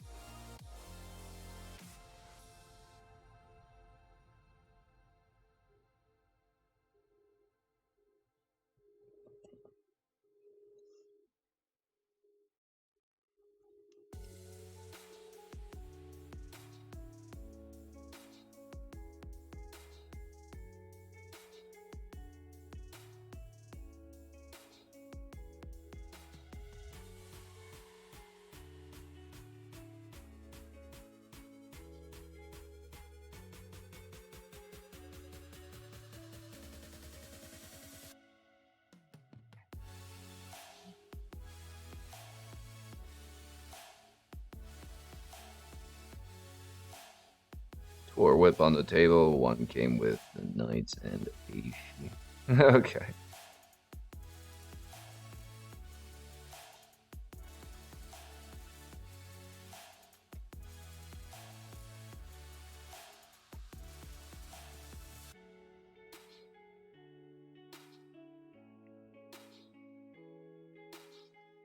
Yeah, but maybe it's about like some bronze colors that are a bit difficult to mix with just the tinting. But yeah, I get it.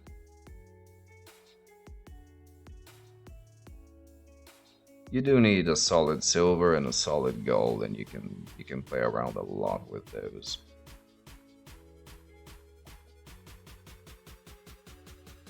But it really needs to be a solid color with good coverage and nice opacity and shine, so that even after you ruin it with everything that you'll do to it, it still registers as a metallic. Kind of want to find a project to do the candy red metallic, you know, the one where you paint in gold and then cover it with red. That nice candy red color. I really want to find a project where that can come in handy, because it's a really cool color.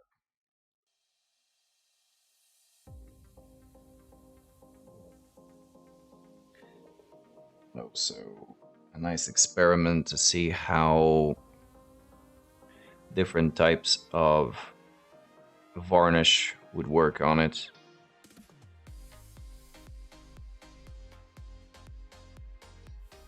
Would a strong matte varnish destroy it?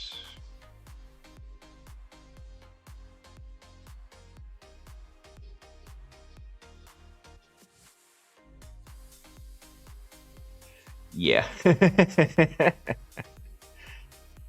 That old conundrum. Norwegian and Swedish is real close. No clue what a Dane is saying there. Yeah, this is a thing that even if the words themselves are similar, just the overall construction of the sentence and the melody of the language can really get you off guard and make you feel like you have no idea what's going on.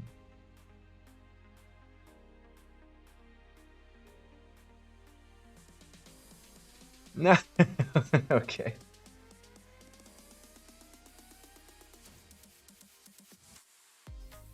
Do I have to turn on the translator now?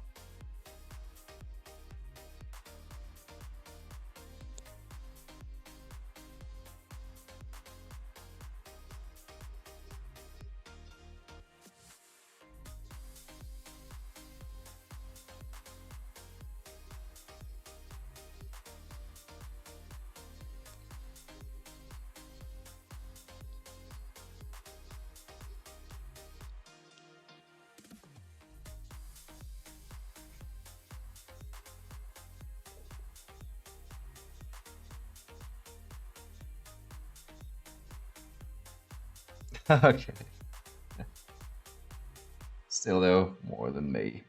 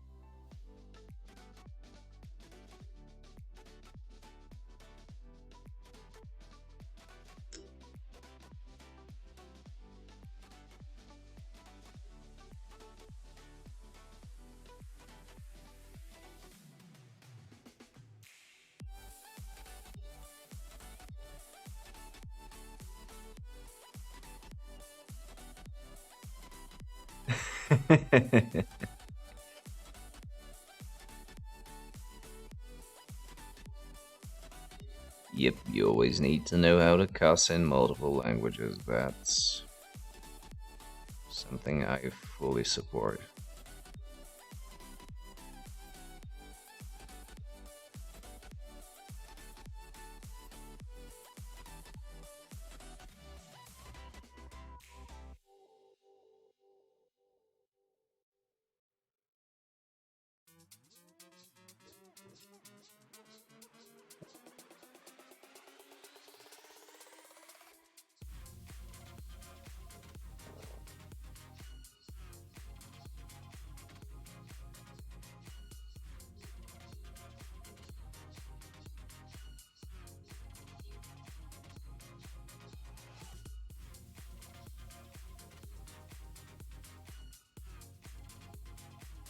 Swedish roots from the father's side. Not a native speaker. Grandfather did not. Yeah, that's the same way with me with Croatian.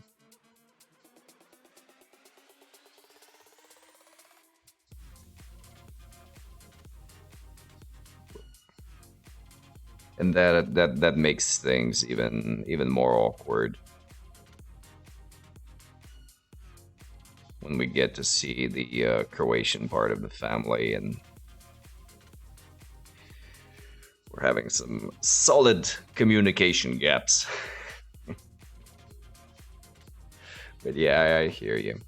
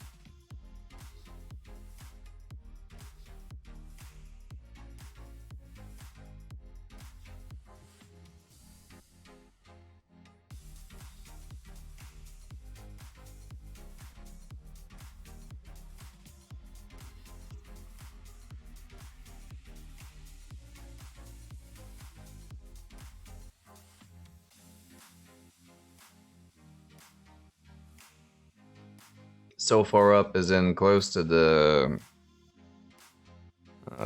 bristles, or down closer to the ferrule.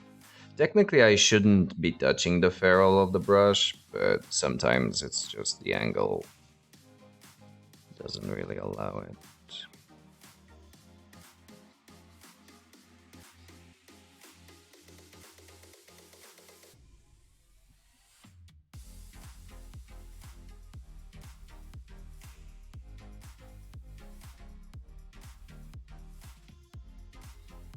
Halfway back on the... Yeah, sometimes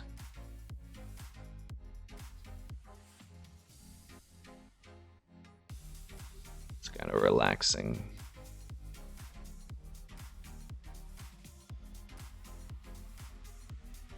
To pull back. Try to avoid TTM for the Vamp team. Oh?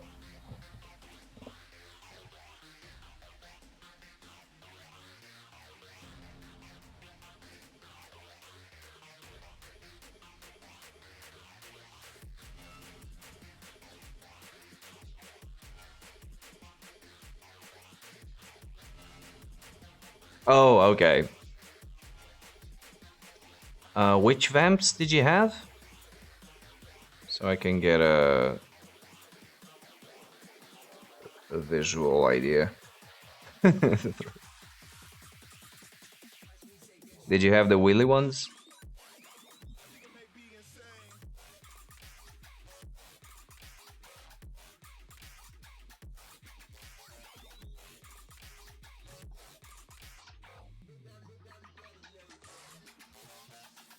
Oh, the Punga ones. Oh, right. Let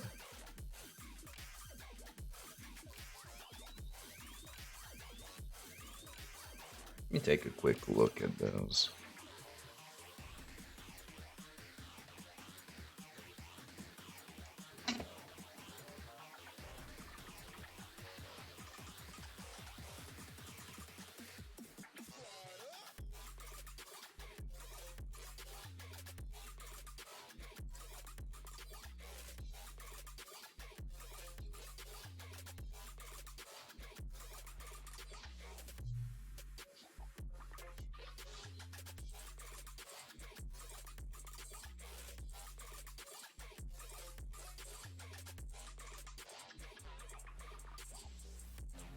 They were like the pirate ones, right?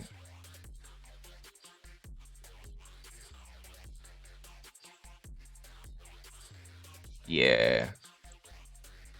Oh yeah, because if you go NMM, you can put all sorts of patina and like prolonged presence underwater effects that would look a little dinky on TMM. So yeah, cool. And the Camry. Oh, I think I missed the Camry. Oh no, the Camry was a separate team, right? Yeah, Vamps, Necron. Right.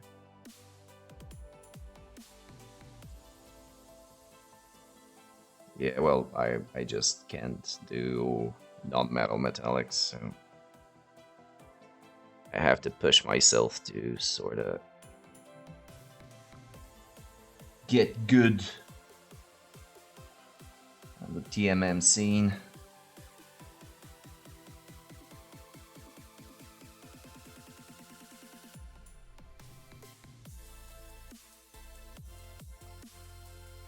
But again, I think that these pirates would definitely benefit a non-metallic approach. You could do a lot more interesting things and keep a grim and like moldy soaked tone to the things a lot easier if, as opposed to dropping down a bunch of shiny paint.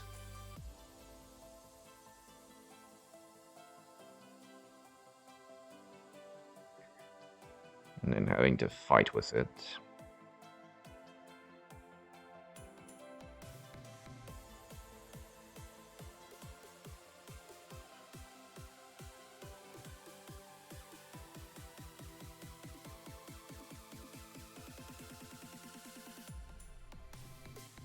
Which is what I'm gonna do.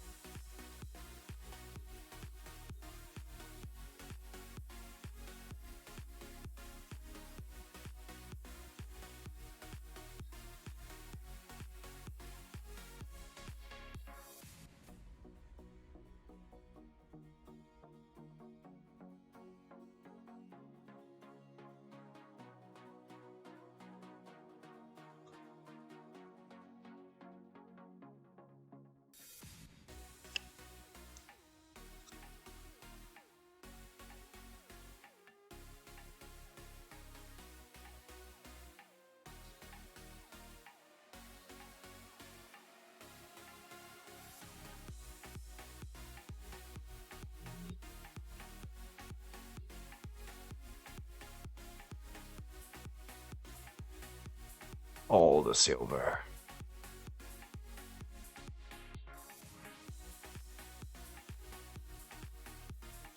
I don't think I've ever painted that much silver on a single model, just in terms of actual real estate surface.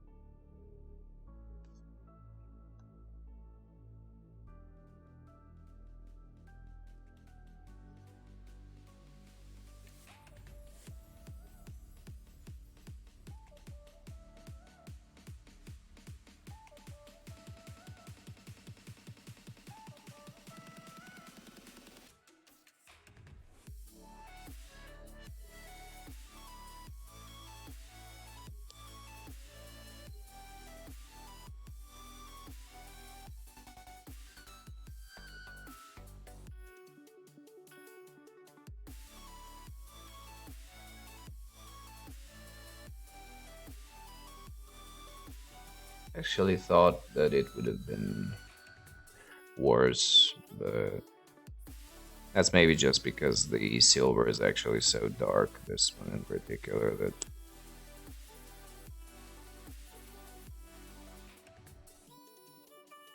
doesn't make it look too bad.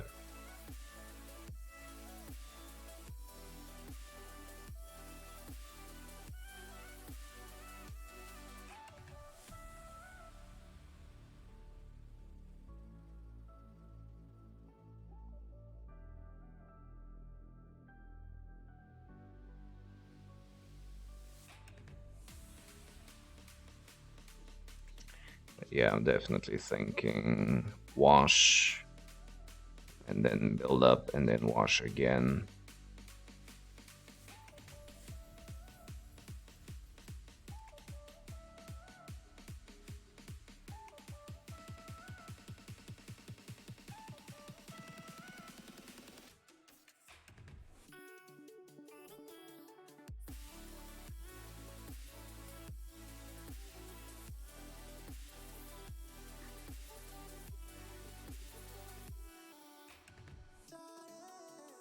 Oh yeah, yeah.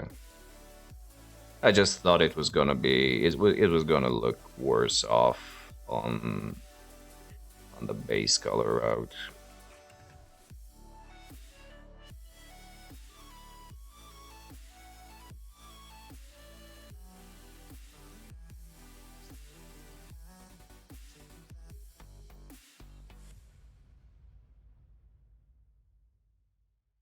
It does. It does, and that's why I'm thinking about the secondary wash, because it's gonna bright up too much. Unless I start mixing this deep silver into the highlighting colors, and mixing metallics. I don't know. I don't think I'm gonna try that right now. Okay. Oh, there's a little bit more.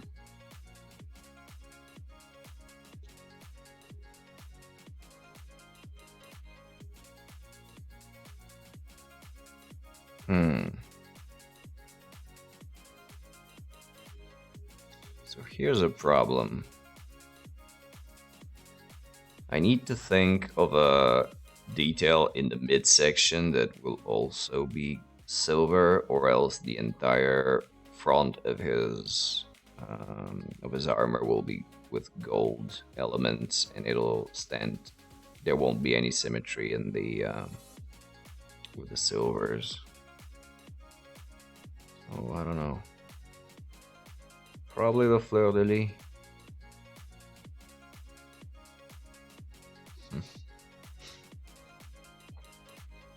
Because there will be some gold trims here and here in the elbow guards and the insignias here, but I think this central insignia should also be silver. And make the rest of the trim gold. Or maybe just these should be silver and that can be gold. I kind of put myself in a corner here.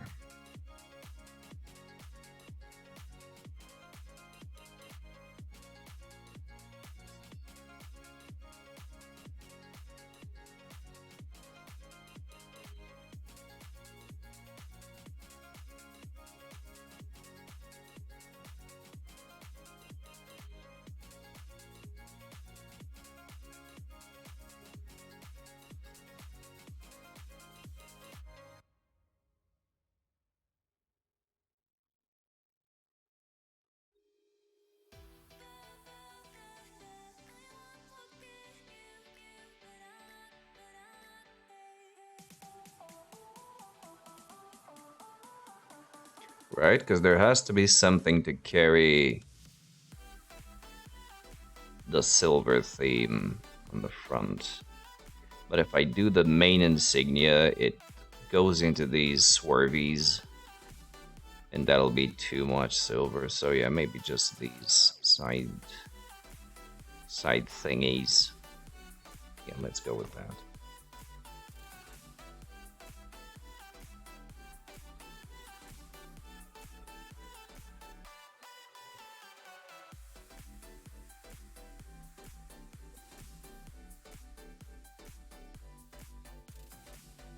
The doohickeys that go into the thingamabobs.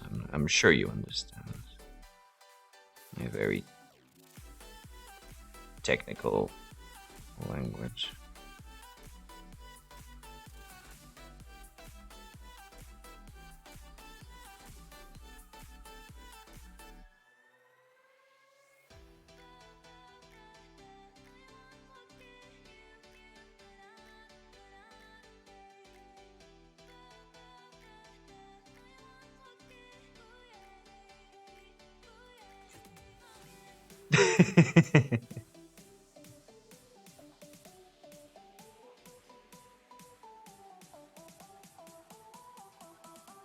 Trim is the word I was looking for.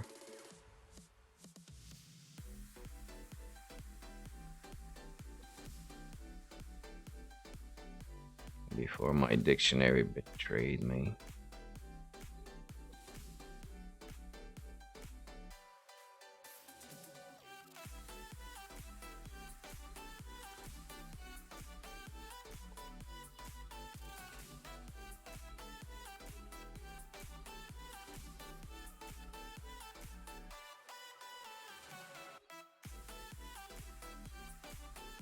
Yeah, I think that'll work.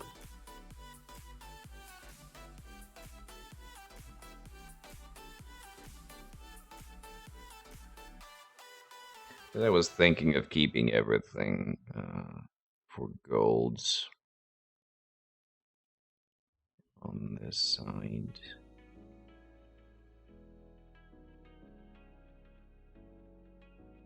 It would not have been a good idea.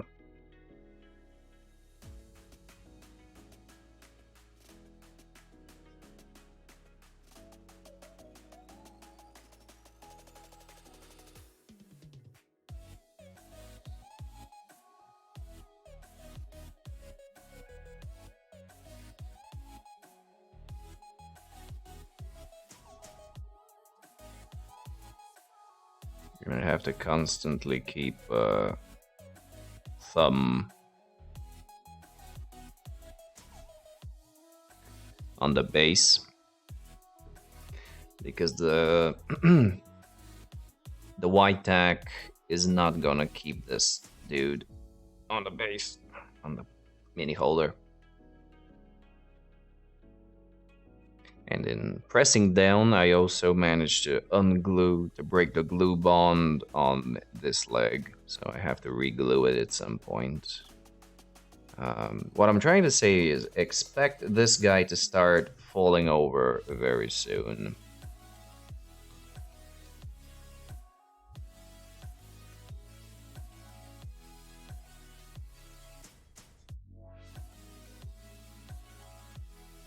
As we all know, dropping metal models does wonders for their paint job.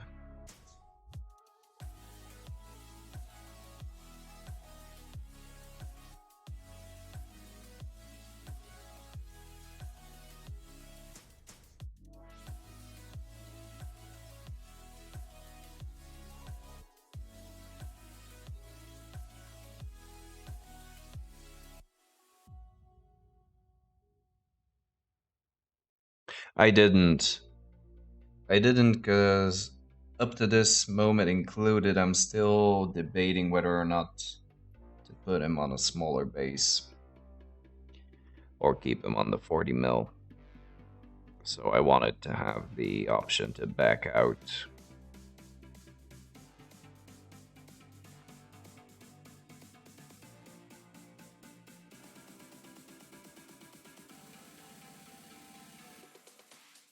But I'm probably gonna keep it. They're not.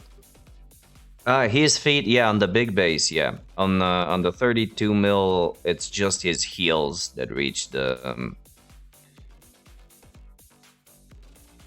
base, and it doesn't look right.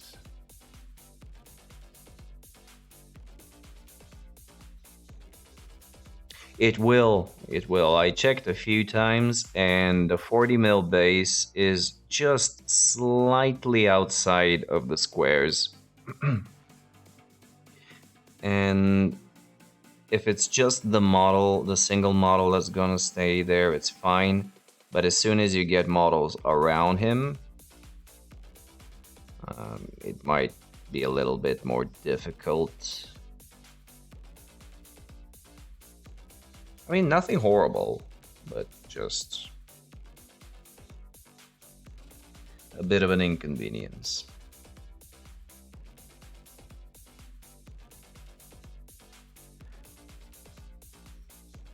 And also the skill markers will have to be placed differently. So I have to take that into account when making the base.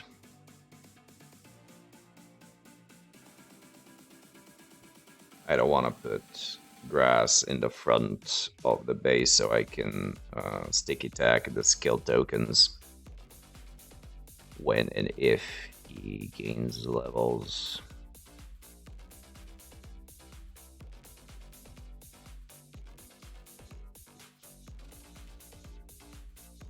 Yeah, they do look silly, and it is a metal model, so I'll have to put additional weights on the smaller base to keep them straight. So yeah,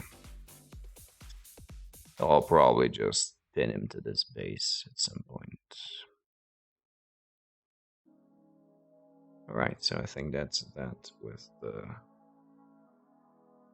silver for this guy.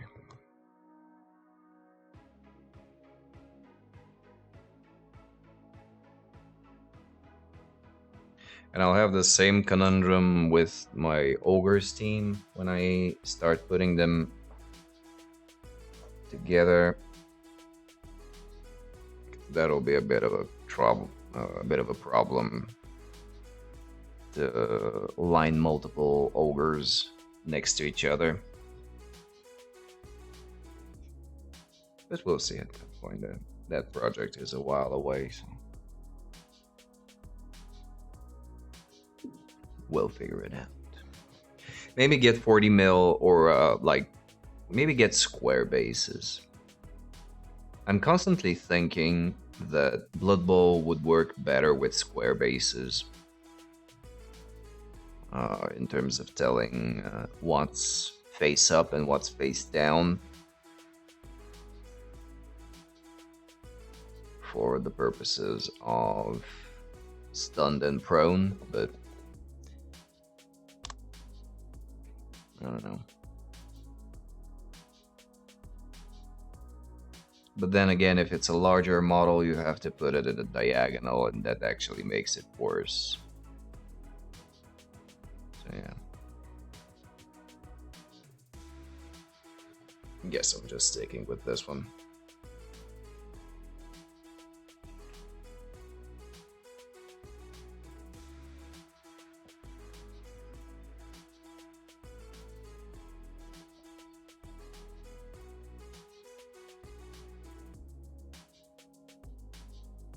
Squares have more. Yeah. True that.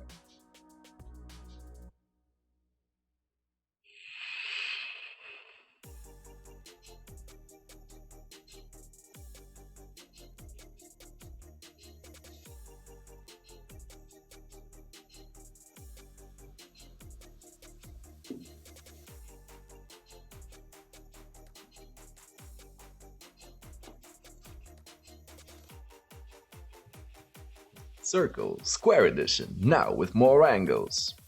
Get yours now.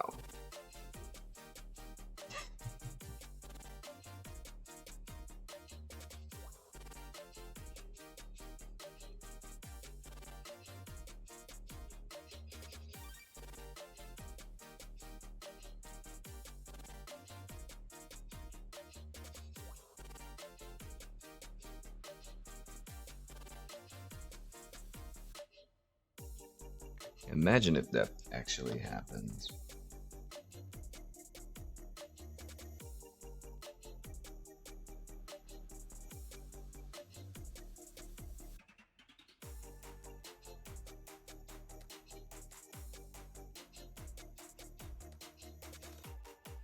Like, there was a very, very old meme with Microsoft Word for a gangster rap edition. The tagline was "Write letters and shit, yo." It's the iCircle from Apple. Yeah. Oh shit, I can totally see that happening then.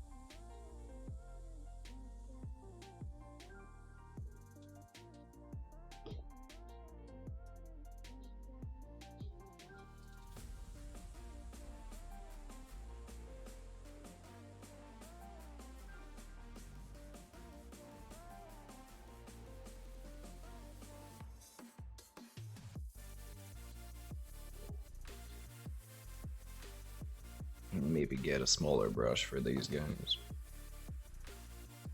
Maybe.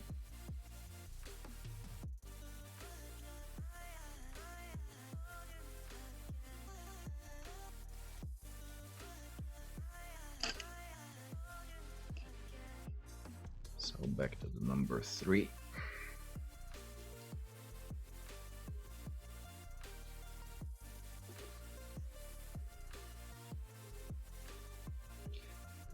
Just for that little extra bit.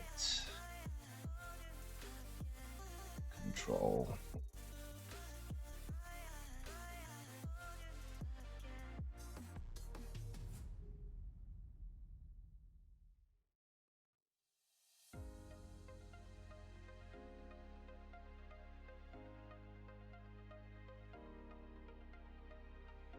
I do, however, very much enjoy these paint pots for miniature holders. Because I can put a 32mm base on those, and there is just a tiny little bit of a step where the cap of the paint pot ends and the base begins. Yeah, there is. isn't there? And that way I don't mess up the base rim. But yeah, the brown.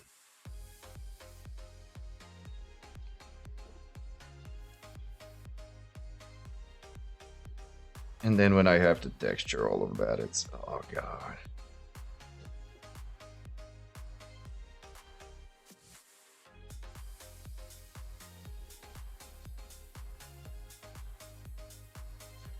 Same models, actually.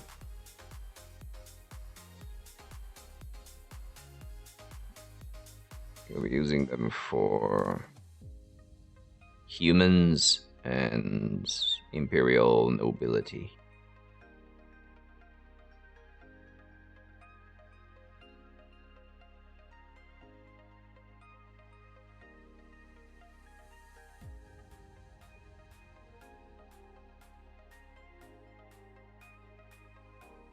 Do you have the tiny knight for a halfling? Or will you get something else? Or just not use a halfling for the human team?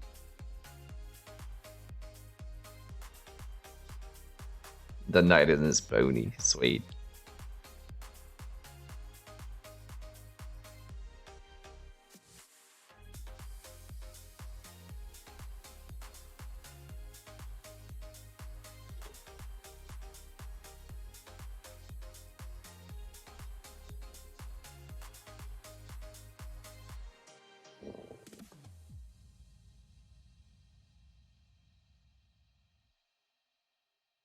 I gotta paint mine as well.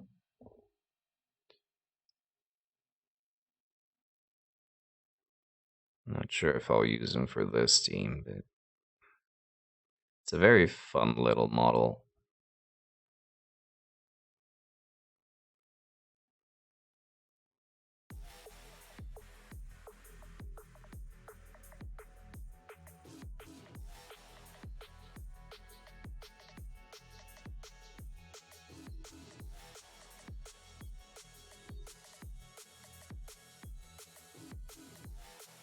Halfling Knight. Yeah, just a second. I'll actually show you the actual thing.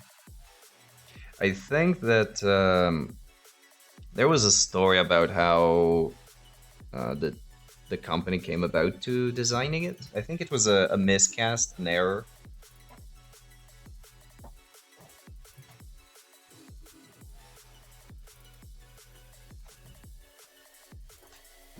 But it ended up looking so cute that they just kept him. This is it.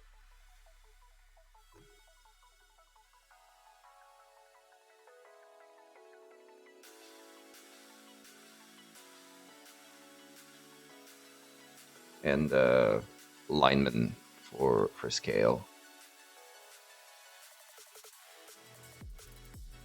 Oh, that was way before flings were a thing for humans. Yeah, he's really cute. Because it's not primed, you can't really tell the actual details of him, but I think that in printing they messed up the scale or something, but although you can clearly see he is chubbier. Oh, just in general, flying team. Yeah, maybe. I think that's pretty much one of the few that they haven't done yet. Yeah, because you can see he's a chubby fellow. It's not just a smaller version of the knights. It's its own thing. Midgey's real cool.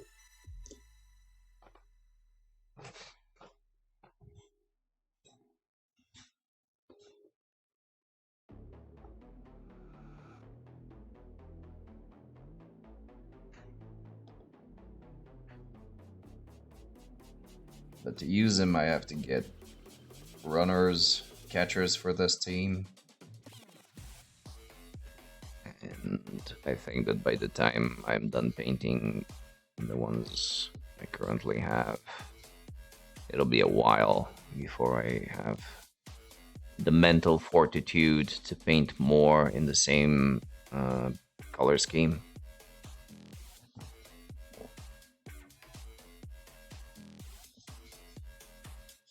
Yeah, possibly. But I do remember that they had a story about him for sure. Just the details are a bit fuzzy. Because they mentioned it as one of their updates for the Kickstarter, with which he came to be.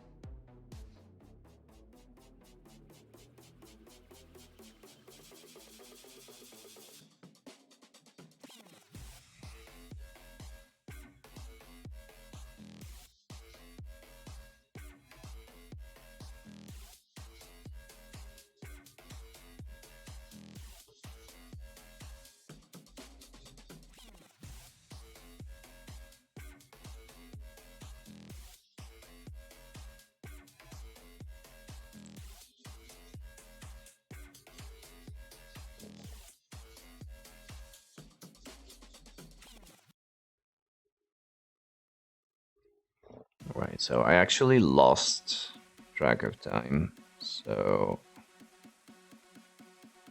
when I'm done with this dude, I'll probably call it.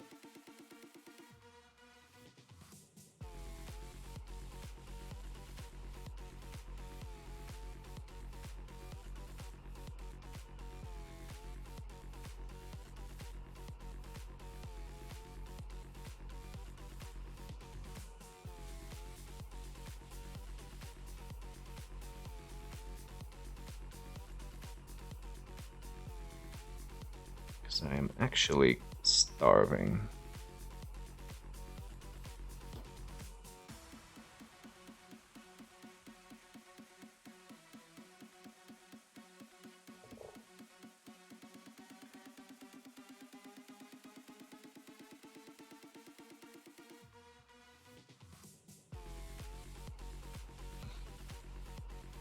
One of those days when I get up at 1 a.m. Oh god.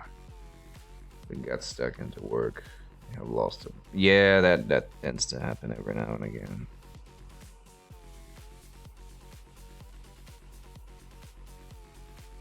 And then it's like, why is it night? What happened?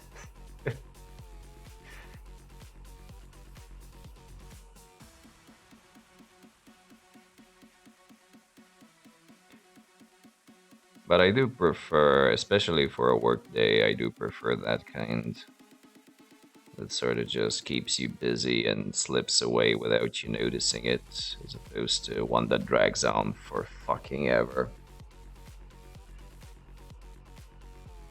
Turning up on the work Slack, it's easy to just keep going. 8 hours, 8 hours ago. Oh, come on, dude. Seriously. Shit. That's a bit much.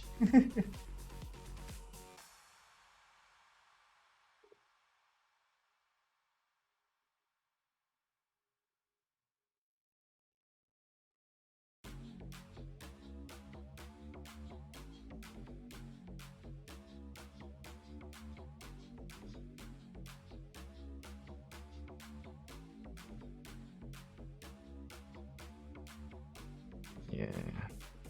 I've had the misfortune of having to pull 35-hour shifts once. And if at all possible, I would like this to never ever happen again. Yeah, I can tell.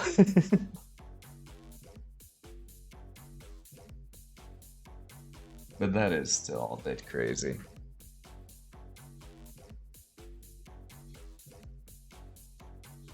But if you still feel fine and you enjoy doing it, who am I to say anything about it.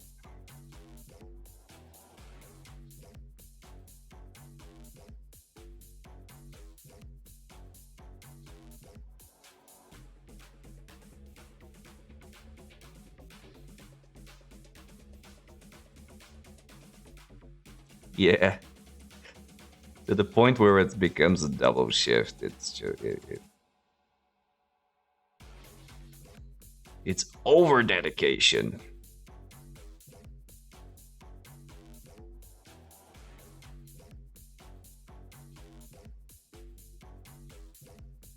Okay, so tomorrow I might continue off stream.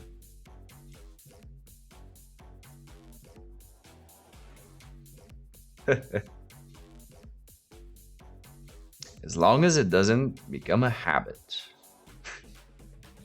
I don't know. Just had to say something.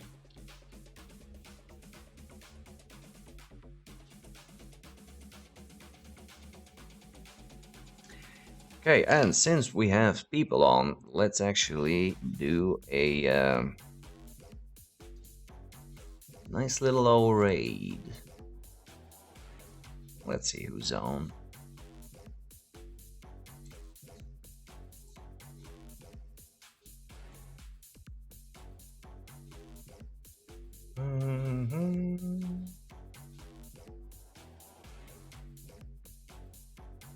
Occasionally you get revelations like been at work and in bed. Yeah, that tends to happen. Oh, no worries. Thank you all for joining me and for sticking around. It was really fun, and I do appreciate it very much. So, where do we do the drop? I mean, Epic Duck is on, but he's probably wrapping things up.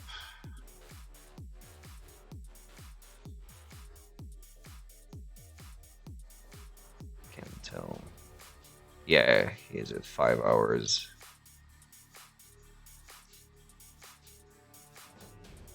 Oh, quickly do it then.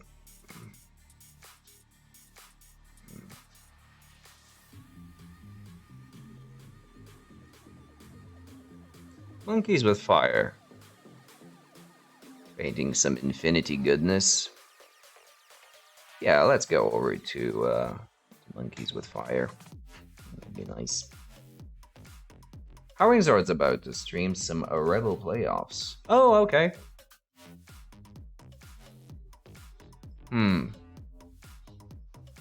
That'd be nice. I meant I would watch some Bloody Bow. But I can't rate him yet. He's not on, I don't think. Oh, he is on. Okay, good.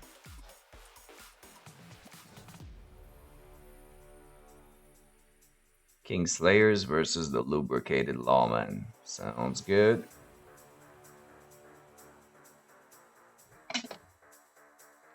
Alright, well, I'll be dropping you off at Herringzord to see some Blood Bowl.